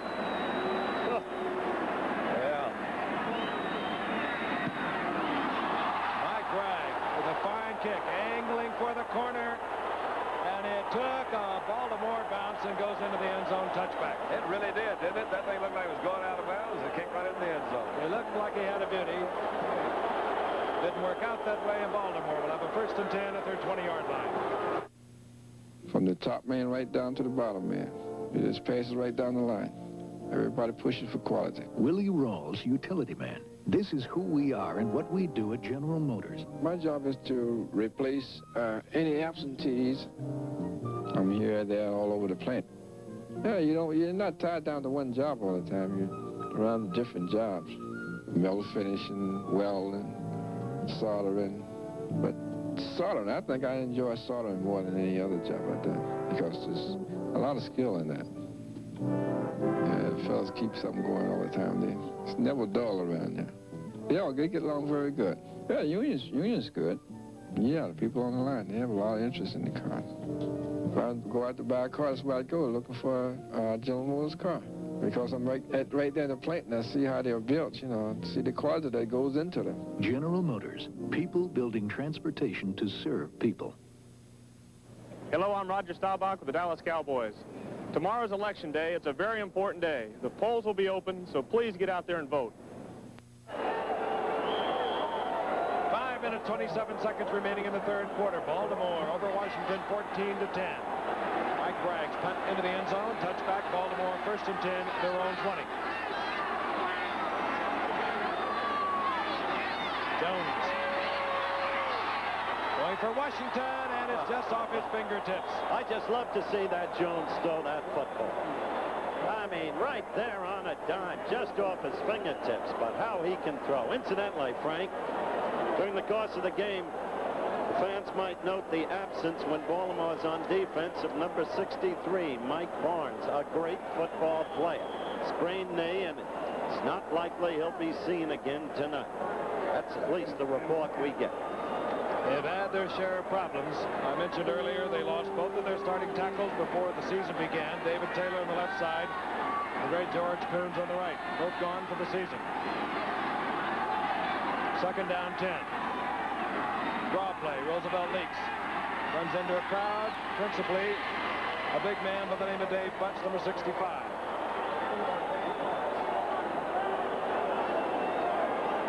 On that last play of Theismann's that was unaccountably ruled incomplete, the pass to Buggs, you saw one of the reasons Kilmer decided to get Theismann in there, because in the manner of Steve Grogan, but perhaps not so efficiently, he gives you, as you look at the graphic on Roosevelt Leaks, that extra dimension. He was able to get out of deep trouble and finally, rolling right, able to throw the pass. 3rd down, 10. Dowdy goes left, Carr is out to the right. Jones looking for Carr. He'll have to run the ball, and he's piled up short of the 1st down, and every time he takes off the ball, you have to wonder about his shoulder. He's hurt again. Weak, and he is slow getting up. Just what Frank was talking about. Look at that. Look at the way he's holding that right arm and shoulder, Don. Well, we talked last night, and he said, you know, I really shouldn't be playing. And I said, well, why are you? He said, you know, it was another separation. They call it a shoulder bruise, said it was slightly separated. And that's just, you can tell. I said, well, why are you doing it, Bert? He said, well, I just, you know, I want to play, and I think that I can give them kind of a spark that we're going to do it. I said, you're running a risk, though, of permanently damaging that shoulder. And we were talking about shoulder operations. He doesn't want to have it operated. I had my shoulder operated a couple of times, and he says, I'm really trying to prevent that and play myself back into shape. I'll tell you in a minute who faces... David Lee will punt for Baltimore. Tony Green is deep. And the backup quarterback, Bill Troop, has a broken hand, so we will see young Mike Kirkland if Jones cannot come back. But this is Tony Green. And a roused up Baltimore special teams unit headed by Sanders Shiver hustles down there, and Washington will start at their 25-yard line. Aroused is the word, and speaking of damaged shoulders, he doesn't want to have it operating on, you say. O.J. Simpson suffered a very severe separation of his right shoulder, ligament damage involved. He'll be out 3 to 8 weeks. It was his option to have surgery. He decided against it for the time being. Surgery would mean at least 8 weeks. Without, if he heals rapidly, he could be back in 3 weeks. Progress marked at the 27. The Redskins have the ball. Theismann is the quarterback. Fake reverse to Bugs. Oh, nobody there. Wide open is Mike Thomas. And Thomas all the way down to the 38-yard line of the Baltimore Colts. It was a nice play, wasn't it? Yeah. It really was, and Theismann is giving them the life that Pardee wanted. Should have given Kilmer that. Let Kilmer run that play. You always have to suspect with a play like this that somebody missed a defensive assignment. And I would guess that what happened that time because Mike Thomas was the first back out, and nobody picked him up. Pickup of 35 yards, first down, 38-yard line of Baltimore. Baltimore leading 14-10. This is Riggins. Hey, good play. Oh, Norm Thompson. Thompson stripped the blocker. Yep. And Blackwood came over. And Riggins gets 3. It'll be second down and 7. You're right about Blackwood, Don. He's a hitter. Oh, Jones is feeling pain. You can see it etched in his face. Grimace. Well, Don, you've had a separation and the resulting surgery. I've had a partial. There's no way to describe how that feels. That's really true. Our producer, Denny Lewin, also had one. He says, I agree. Second and 7. Wide open is Bugs. Yes, sir. Bugs down to the 15-yard line. Corralled there by Lyle Blackwood. First down, Washington at the 15. Oh, well, that's the very pattern Kilmer used successfully to Bugs for a touchdown against San Francisco. It starts right here because he's got plenty of time to throw. Nobody there. That might have something to do with Mike Barnes being out. We talked about a while ago. Rowe is in there. A good pattern. Bugs is not doing anything really that tricky. It's just a down and across pattern. The ball's thrown right in there. You know, he doesn't look like he moves that quickly, but he was a 9.5 sprinter in West Virginia, and he can really move across that middle quickly. He wears ugly shoes. Mike Thomas. Oh, good move, Mike Thomas. And Thomas gets away from one tackle, picks up a yard. It'll be second down and 9. Mike Kirkland warming up. The youngster whom we saw on the opening game of this year's Monday Night Football schedule. When Burt Jones was injured and Bill Troop, the ordinary backup man, was injured, and Bill Troop is injured again. So for Ted Marcia-Broda, a long season of trying to struggle and hold the team together with the quarterbacks on the sideline. Second down, 9.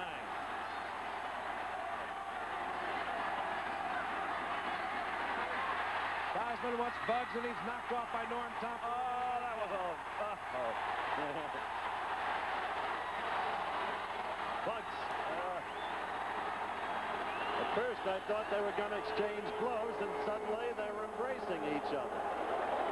You know, it's so hard for a defensive back that's been around for any length of time to adapt to these rules, where you can cannot hit that receiver when he's 5 yards downfield, because when you've been around like Norm has for 7 or 8 years, you're just used to hitting a man, particularly when you get down around the goal line. Well, I'm sure we'll get another look at it, won't we? Pass interference going against Norm Thompson. Ball, as you can see, placed on the 1-yard line. It's first down and goal.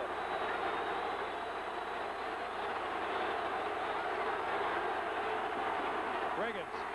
Washington touchdown. They take the lead.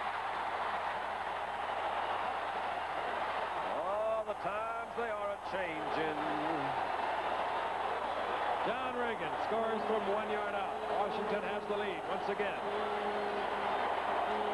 Big hole over there. Nice blocks.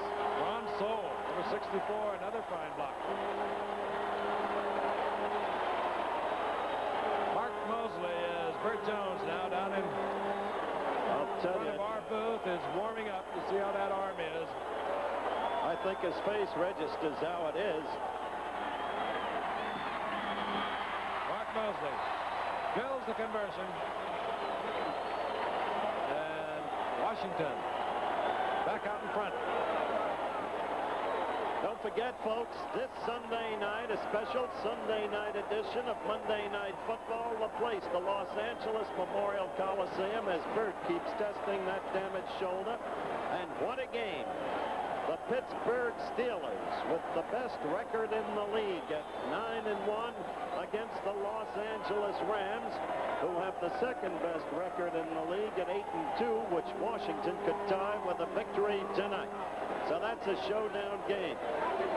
And then on Monday night, Oakland, now tied with Denver in the AFC West at 6-4, goes against the Bengals, who are not a chump team despite their pallid record. And Seattle is threatening. And Seattle is threatening. Indeed they are. Look at there they are, the wounded ones of the Baltimore Colts. All they need is a fife and drum. Washington will kick off, and we think it's going to still be Bert Jones. He was throwing the ball, chuckling, laughing with Ted Marchibroda, and it could be that he will go back in.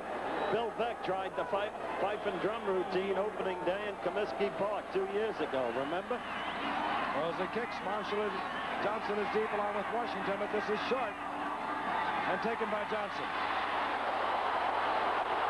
And Johnson with a good return out to the 34-yard line.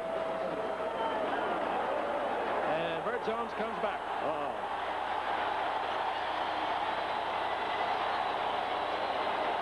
Well, they must have determined that just the pain that goes with the shoulder separation. They must have determined that it could not be seriously damaged by him going back. Well, I hope that's what they've determined. I would hate to see that great an athlete take a career risk. Field position, 34-yard line. Baltimore now trailing by 3 points.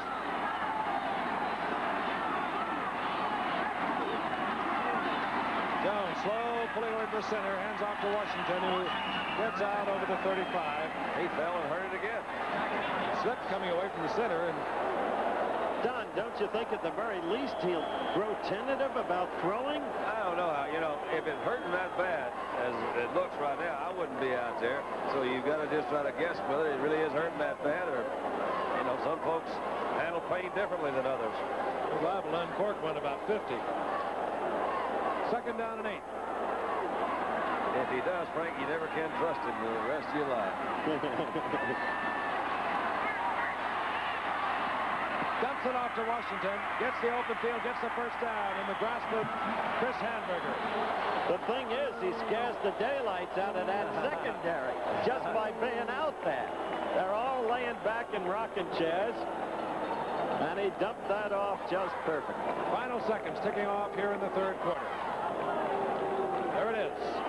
You're watching another exclusive of ABC Sports. That's the end of the third quarter. The score, Washington 17, Baltimore 14. We'll return with the fourth quarter in just a moment.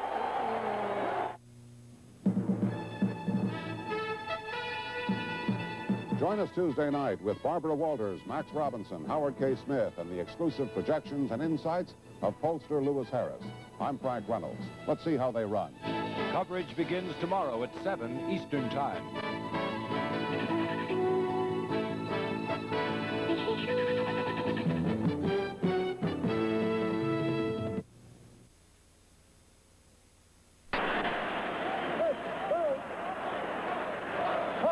Staubach of the Dallas Cowboys. On the field, my grip on the ball gives me the control I need. On the road, the Armstrong grip works the same way. Armstrong tires grip the road to ride you and your family in safety and comfort.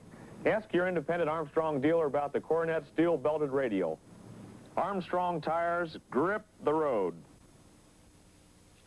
Intercity Auto Stores, the world's largest Armstrong distributors, has 5 full-service stores from Palm Beach to Miami to serve you. Intercity offers the lowest prices in the state of Florida and will not be undersold. Special television bonus. Front-end alignment, regularly $8.95, only $6.95 for mentioning this commercial. Intercity also has excellent values on all mechanical services. Check your local newspaper or call Intercity Auto Stores for the location nearest you. Intercity, your complete car service shop. Life is beautiful music all the time. Life is WLYF. The streets of San Francisco, weekdays at 5 on 10. Firing the ball back and forth. And I think the decision was made that he can continue because he is now moving back out to the huddle. Well, either he's in pain or he's deserving of an Oscar. I think the pain is there, but I think he also, from watching him, can throw the football. In any event, we'll see as we begin the fourth quarter with Baltimore trailing Washington 17-14. Baltimore first and 10. Just inside their own 47-yard line. Dowdy goes left, Roger Carr to the right.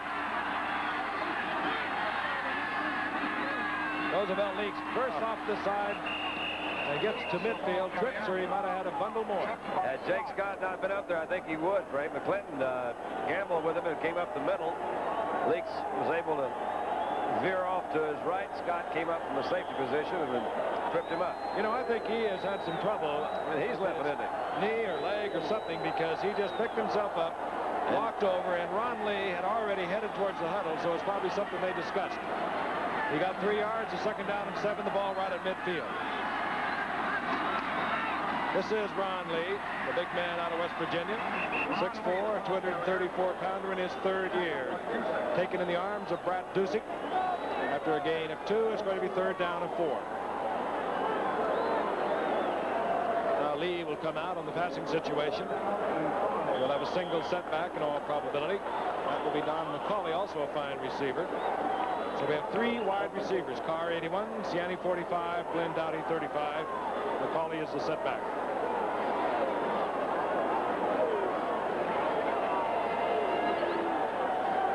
Riggins and Theismann side by side as we have a temporary halt in the proceedings with Dave Butts, the big man, 65, going out. Butts walked off under his own power.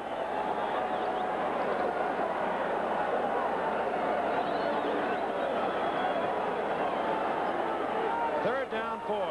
Ball just inside the 49-yard line. Ciani, Carr split to the left. To the right is Dowdy. Over the middle is complete to Mac Alston. And Alston has the first down as Jones hits Alston coming across the middle. He can still throw.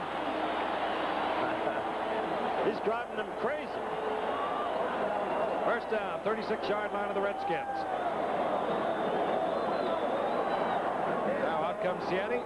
Roosevelt Leaks will be back in the lineup, number 48, along with Joe Washington. Those the setbacks for Burt Jones.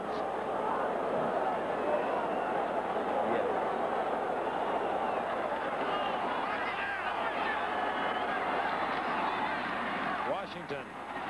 No place to go. Piled up into the pile, and then Coy Bacon pulls him out of the pile, but they'll mark it right at the line of scrimmage. It'll be 2nd and 10. Darren Talbot stood his man up. Coy, coming from behind, would have liked to have gotten that football out of Joe's arms.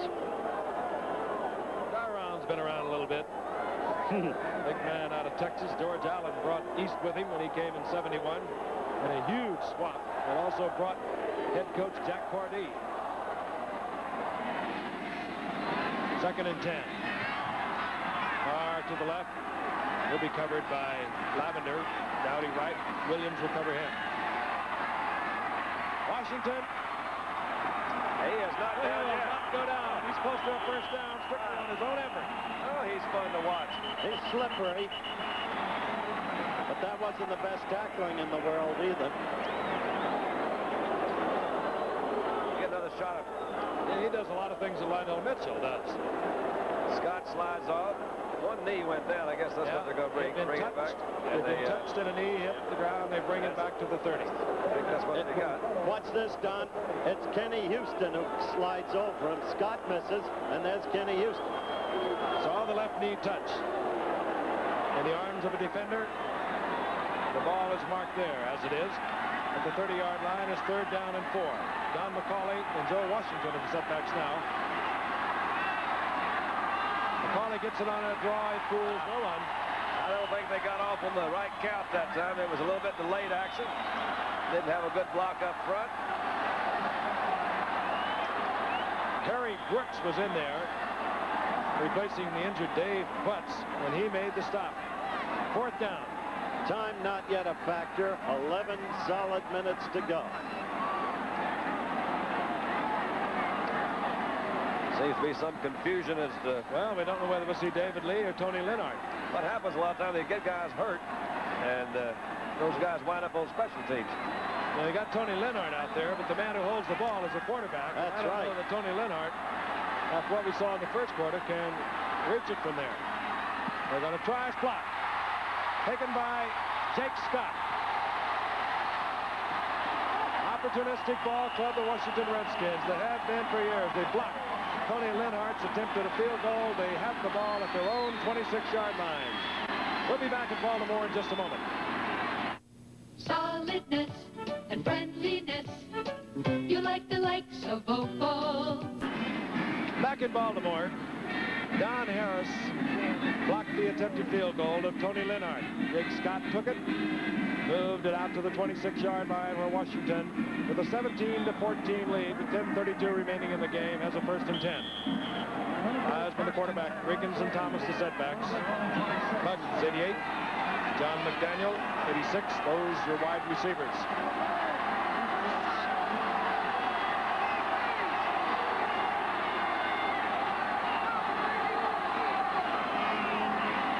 Thomas hunts and pecks along the line until he finds an opening and moves out to the 31-yard line. A gain of 5. It'll be 2nd and 5.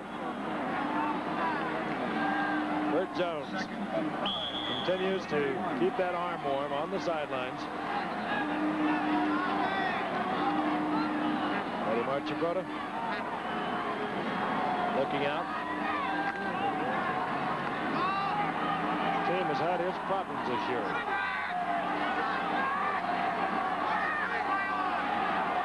Second and 5. Riggins, delayed handoff to the inside, and Riggins just carries a Baltimore defender with him for a couple of yards. A gain of 2 is going to be 3rd and 2.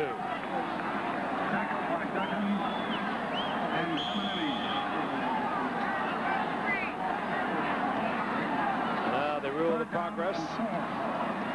Will stop inside of the 33-yard line, so it'll be 3rd and 3.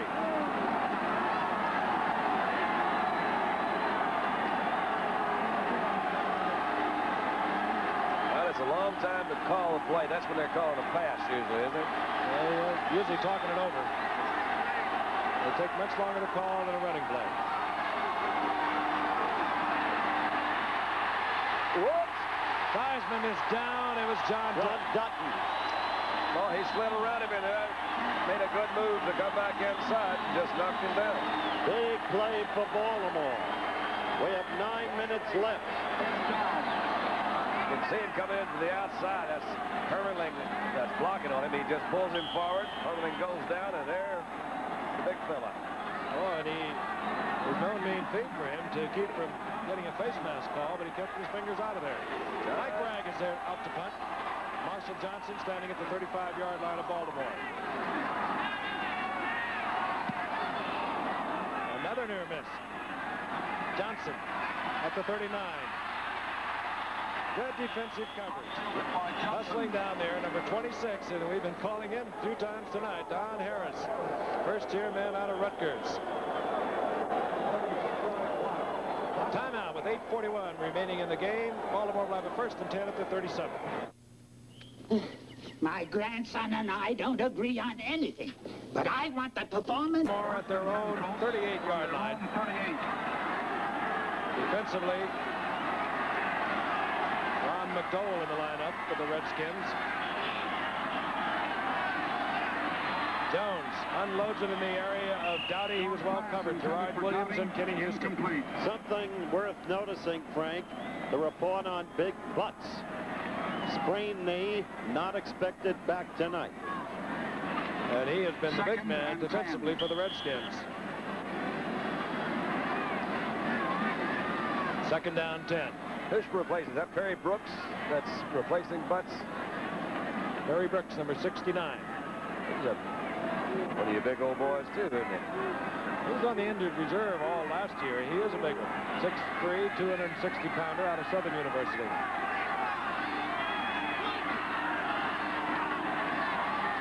Second and 10. A flag is downfield. Jones, I know, saw that flag. It's got to be interference, and he's short to Dowdy. But again, a flag is downfield. He threw that one about as far as he could.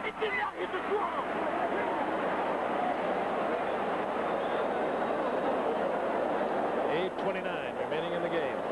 Washington 17, Baltimore 14.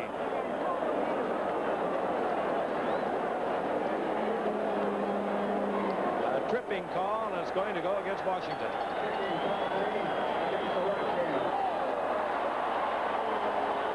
Tripping on the tight end coming out. I saw him stumbling out when he came off the line of scrimmage.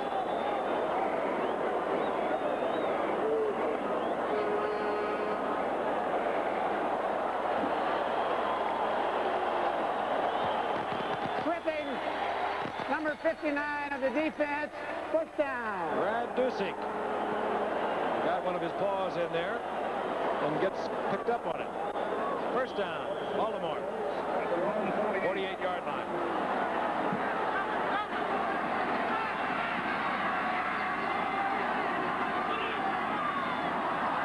Flag is down again. You saw it top of the screen. Redskins offsides. Carr has the first down. 39-yard line. Boy Bacon left offsides, tried to get back. He was caught. I don't think you can throw a pass like that with a separated shoulder. It doesn't seem so, does it? You know, you got an injury, and it hits it, but you can kind of numb it. So maybe his shoulder just went numb a little bit, but I don't think it's, I think that separation is healed pretty well. Getting an awful lot of smoke on the ball. And after an injury like that, you have a lot of adhesions. It takes a little time to loosen those up, and they are painful. Jones is 8 of 15 of the night, 160 yards, 8:24 remaining in the game. First down, 39-yard line of the Redskins. Baltimore trailing by 3. Dave Butts back in the game, number 65. Oh, put him back in. And they go right at Butts' position, and Roosevelt Meeks carries it out of the 32 for a nifty gain of 7. That's interesting. They give us a report that the knee is sprained, and it's not likely we'll see him. And Jones picks up another first down on a passing play, so they shove Butts back in there. Damaged knee or no. There is Dave. Well, maybe he didn't know it was sprained. They'll tell him Big tomorrow. man is back.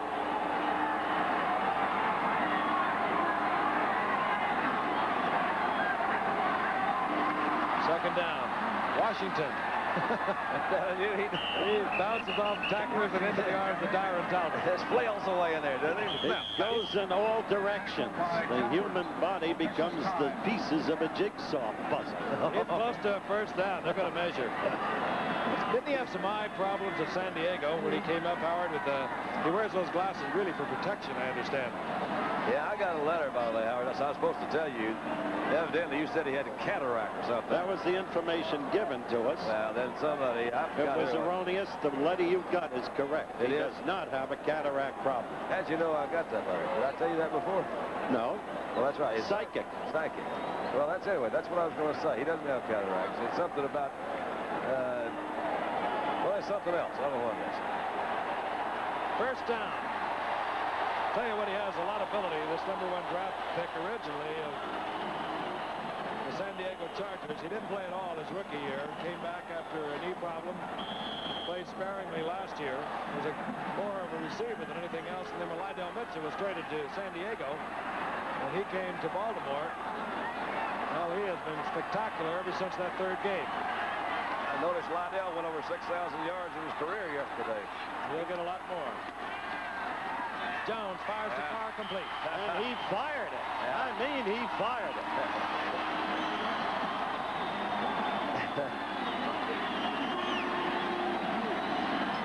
He threw that ball like Ron Guidry, only with the right arm.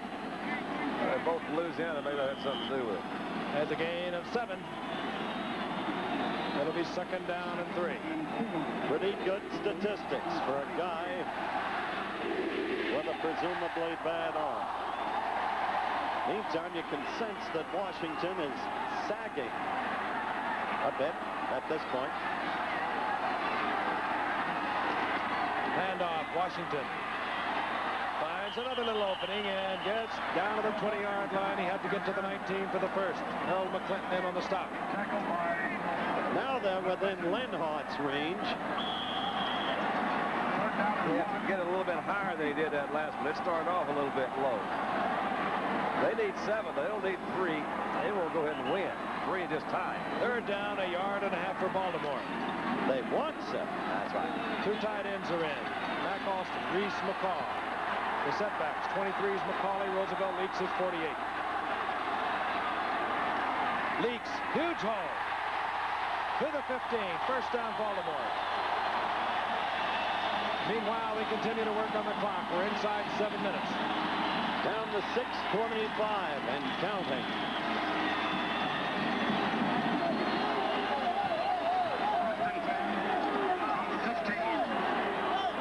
Bert Jones going all the way, grimacing in pain as he does so.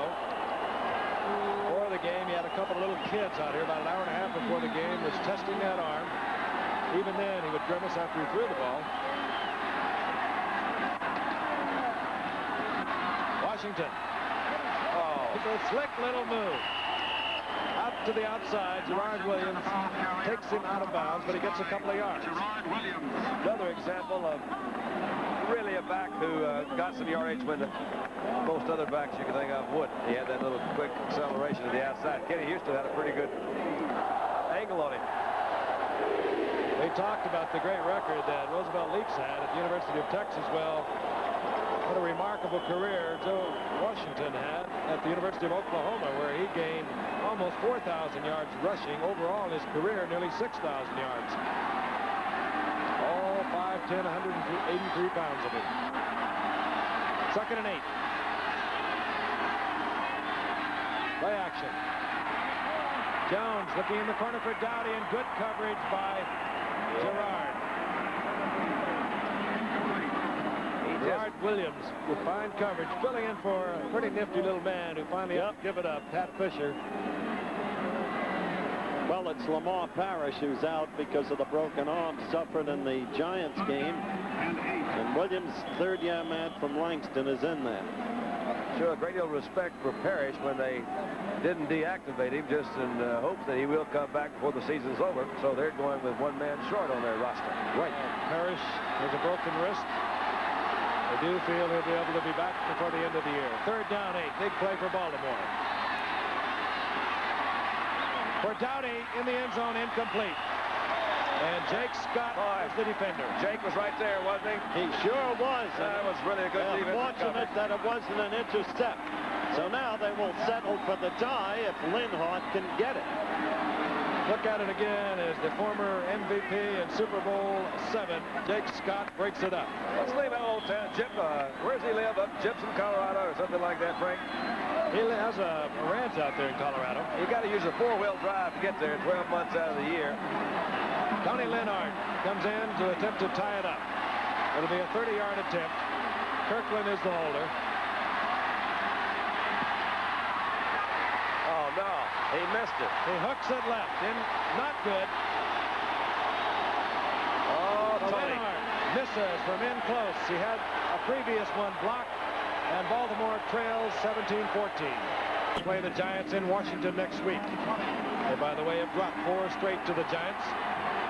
And after that is St. Louis, Dallas, Miami, Atlanta, and Chicago. Right now, they have a 1st and 10. They lead 17-14. 5:42 remaining in the game. Finds Theismann drops the ball. And a hustling reaction on the part of Mike Thomas. He dribbled it once and then picked it up. The only thing that I would question about a play like this is a very difficult thing to run anytime. It's the fullback goes in front of you. You see that? Oh, well, they had a good bounce and came right back to it. They were Thomas, I think Thomas had his training in ball under Marcus Haynes of the Globetrotters. He had a problem in the first quarter the same way. Jones again. There was a loss of 7 yards. Second down, 17.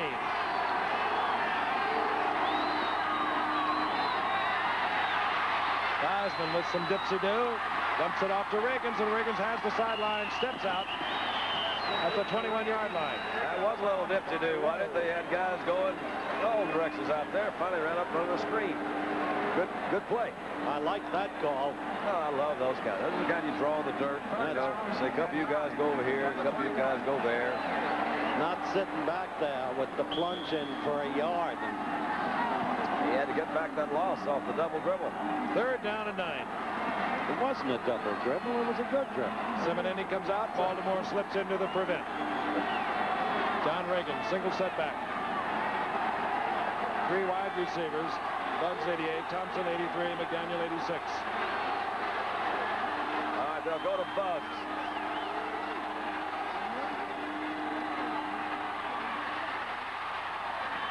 Trying to go to Bugs, and Bugs, of course, had no idea that Theismann was being pressured as he was. There were 4 Baltimore Colts all over Theismann. He just dumped it upfield. 4th down, they'll have to punt. He was really crunched.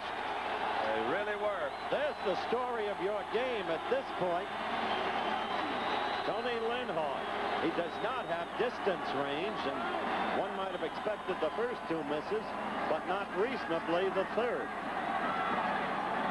Mike Bragg in a pressure position for Washington. He's been there before. This is Marshall Johnson for Baltimore, awaiting the kick at his 42-yard line. End over end as he hurries it. Johnson from his 46-yard line. And gets into Washington territory at the 48. Pete Wysocki down there hustling for Washington. I'll tell you, that Baltimore defense has really done its job. They have. The last 2 series of downs, it was 3 downs and over with Theismann at the quarterback helm. All right, this is showtime right here. Right here, because we've got 4:36 left. And Bert Jones gets still another chance. Again, good field position for Baltimore. Bert Jones remains the quarterback.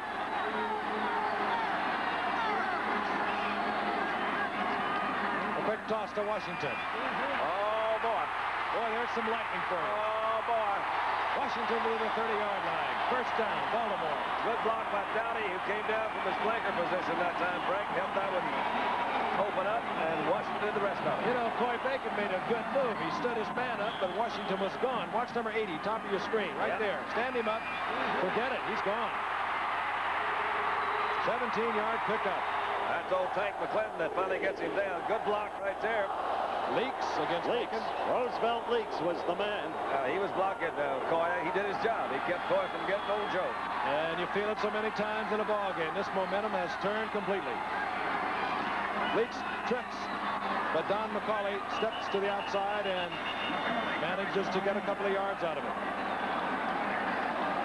There's Tony Lindhart, and he may get another chance. If Bert can't get them in for the touchdown, they're already clearly within not just field goal range, but Lindhart's range. Another chance that blows it. He'll be back on the Austrian ski team. Another piece of that jigsaw puzzle of yours fitting back in there, right? 3 minutes, 20 seconds left and counting down. Second down. 8. Jones wants Carr. Beautiful shot. I'm telling you. That did it. 3 touchdown passes. You're right. He gets an Oscar. Oh, he does. He just watch the way this ball is thrown. Right between 2 defenders. Yeah. Didn't flutter one bit. That was he almost caught it for Carr. really not bad defensive coverage. What a bullet. You got, is that Dusick back there, the linebacker, had a good deep drop. And that's Williams, I believe, that was, well, he had Williams beat pretty good, a little outside move, but the ball was right on the money. Here's Roger Carr. There's the outside move. And the ball right in there. The timing perfect. What a performance by Bert Jones. Tony Linhart. And Linhart got off the bubble, so to speak. He didn't have to go for it. As Bert Jones has hit his third touchdown pass of the night to this man, Roger Carr, who has caught his second. We'll be back. All right, you're going to see a look of a man who says, hey, it ain't nothing to it but to do it. Zip. Now close that there, and he says, well, poof, I do this most every time I get out here, I do that. I hit 3. He's a great player. He's a great competitor. He had a great playing father, and I know he's watching tonight, Dub Jones, and interesting story about these two. They're both in the NFL record book.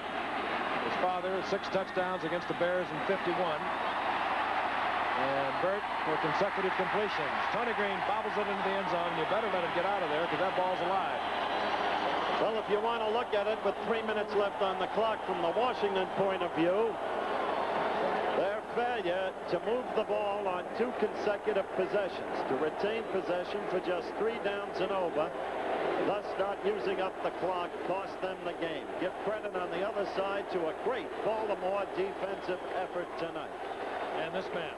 And that man. What a performance. 3 minutes remaining in the game. Washington, they have their work cut out for them. Don't cut them out of it. They've been here before. They know how to handle it. But they have sagged here in the 4th quarter. Theismann dumps it to Reagans. And Reagans bowls out for a first down close to the 40-yard line, upended by Ed Simonetti. Right now, Coach Don Landry is looking on and liking what he sees. Are you sure? I am sure. Okay.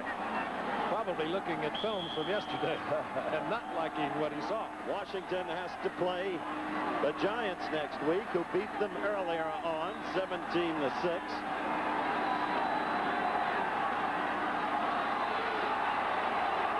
The first down is at the 34-yard line. Ricky Thompson split to the right by Theismann, McDaniel to the left. Out to John Reagans. He's close to another first down, and Norm Thompson just leveled Ricky Thompson, and that was the receiver that Theismann wanted. 2 minutes, 13 seconds left, close to the 2-minute warning. And a field goal of no use. They must have the touch. Theismann did a good job of really kind of sticking in there and getting that last pass off. He was pressured pretty well right there at the last. Stuck it in pretty good. Second down, 2. The ball at the 42-yard line. 3 timeouts remain for Washington. The clock, of course, 2 will be stopped at the 2-minute warning. They have plenty of time. Their job is to move the football. Yeah, boy. Reagans on the draw. Reagans has dragged down his 74, Dave Rowe. He held on. He got short of it. We'll have the 2-minute warning. And there it is. 2 minutes, an exciting football game. We really hope you're enjoying it. A beautiful night from Baltimore. Baltimore leading 21-17 with 2 minutes remaining. 3 timeouts remaining. They have a third down, short yardage, less than a yard. The ball at their own 43-yard line. The 2 tight ends are in. Theismann went over, had a chit-chat with head coach Jack Pardee.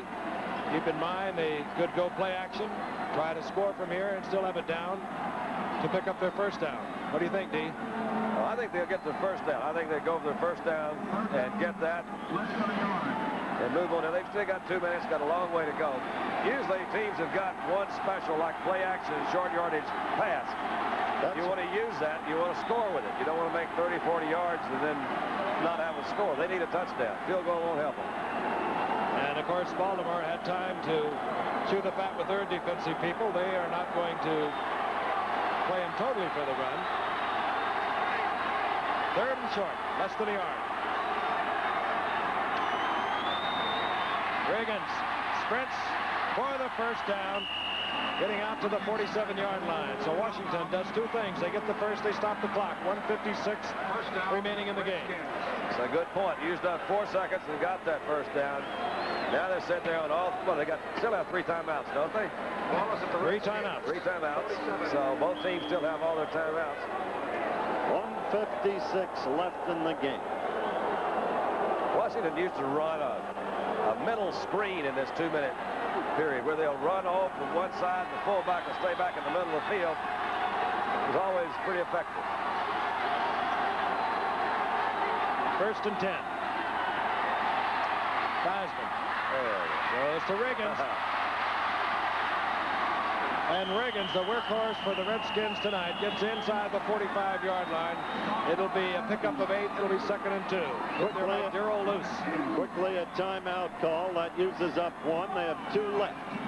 1:44 on the clock. And Theismann will go over, talk it over again. Good hard-hitting game. Washington 7-2 on the season. Next week, we told you they play the Giants in Washington. They've lost 4 straight to them. Then they travel to St. Louis, and then the showdown in Dallas on Thanksgiving Day. There are no chumps in this league, not anymore.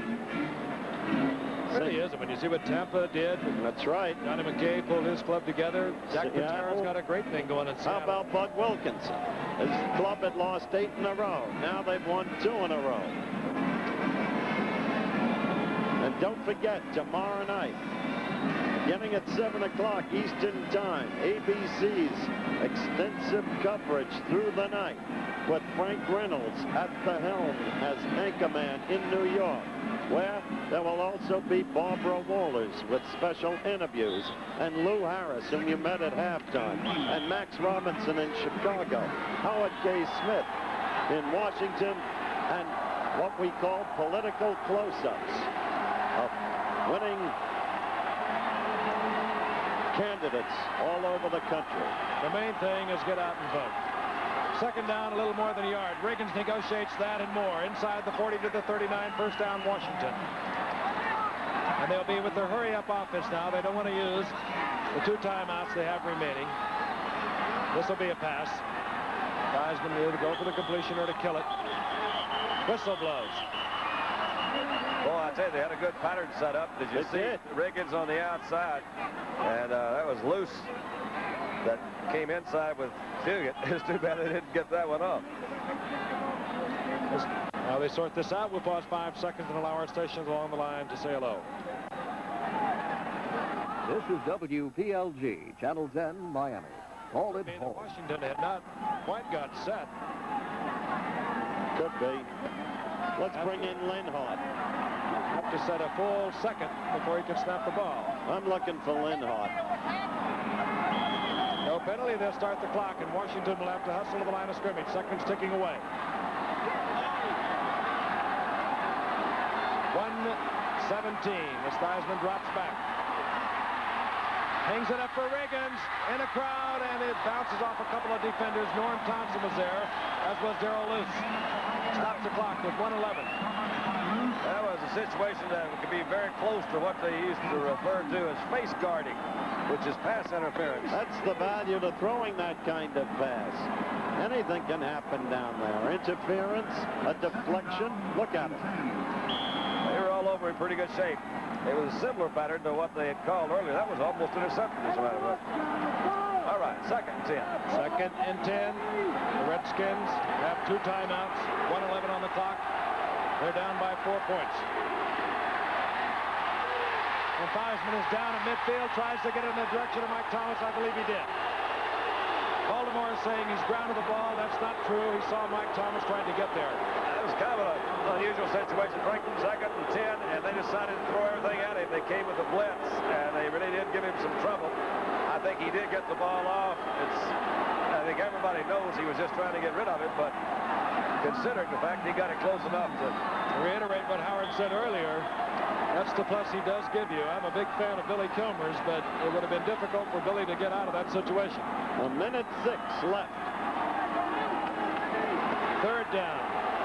And now Joe has to get something of it.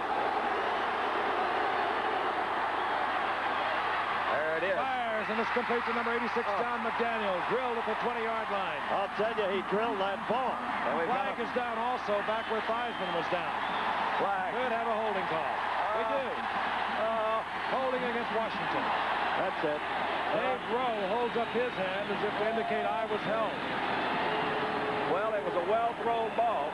It really was. Yeah. It's too bad for Washington. He set back in there on a 3rd and 10, and McDaniels came across the middle, and he drilled it. Hit him right between that 8 and the 6. Here's the call. Holding number 75 on the offense. Oh, they got old Terry. Terry Hermeling holding. Theismann's problems are compounded. He has a 3rd down now and 20. And 58 seconds showing on the clock.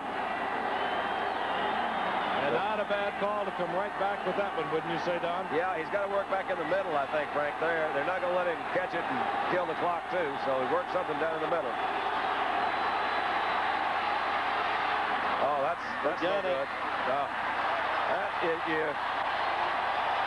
That was really not a very good pattern, I don't think, because he didn't have anybody really breaking into the middle. Only a couple of fans. Did. All right, it's down to this. 52 seconds. 52 seconds. In this ballpark, fans used to run out on the field in the middle of the game when they had Mike Curtis, and Curtis would tackle the fans. They're easier. The ball at the 49-yard line. Bitterly fought game between two defensive teams. Baltimore, you could sense late in the 3rd quarter, was taking over the momentum. You could feel Washington sagging. Fired up by their quarterback, Burt Jones. Had a tremendous night. 3 touchdown passes, 2 to Roger Carr. Washington. 4th down.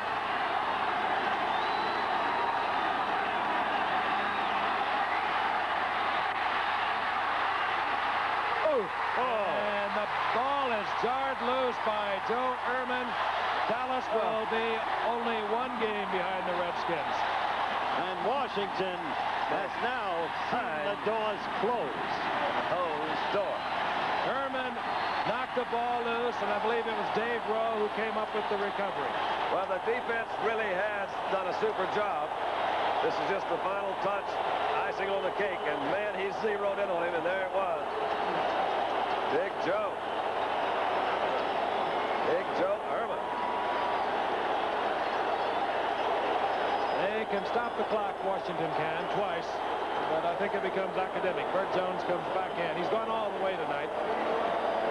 A great display by this young man. We've watched him during his career. He is a very special person that plays this very difficult position. What an arm. Fiery competitor. Hand off Washington, and all Jones did was tell him to hang on to it. Yeah.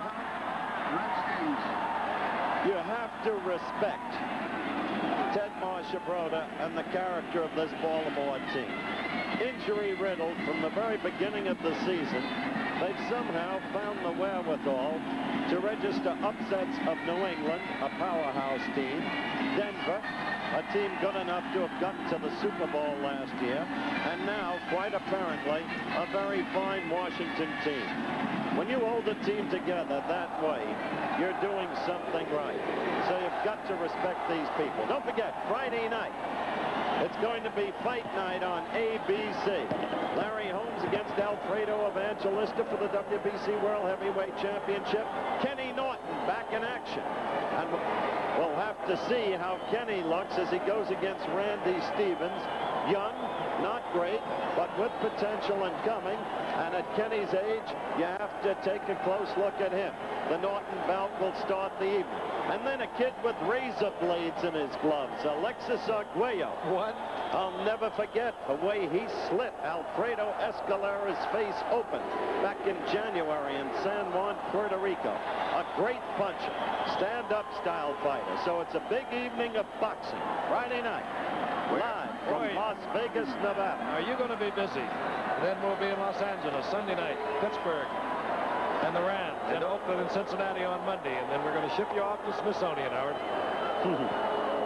Killing the clock one more time will be the Redskins. That's the final time that they can stop it. I'd like to thank our statistician and research man, Jerry Klein, our spotter, Steve Pazika. Yeah. And our booth man, Bob Rosberg. Heard that name before you? Yeah, Ross. Rossi, I want you to talk to your father about why he blew the U.S. Open at the Houston Champions course back in the late 60s. Don't forget, too, Sunday night, Terry Bradshaw, special Sunday night edition of Monday Night Football. Terry Bradshaw, Lynn Swann, Johnny Stallworth, Franco Harris, Rocky Bleier, who had a great game against New Orleans yesterday, against Pat Hayden and Jack Youngblood and Freddie Dreyer and Lawrence McCutcheon and Johnny Capoletti and Willie Miller, who's having a great year. That's a showdown game. The Steelers 9-1 against the Rams 8-2. And Monday night, yes, sir, the Raiders back in a tie with Denver for first place in the American Football Conference's Western Division against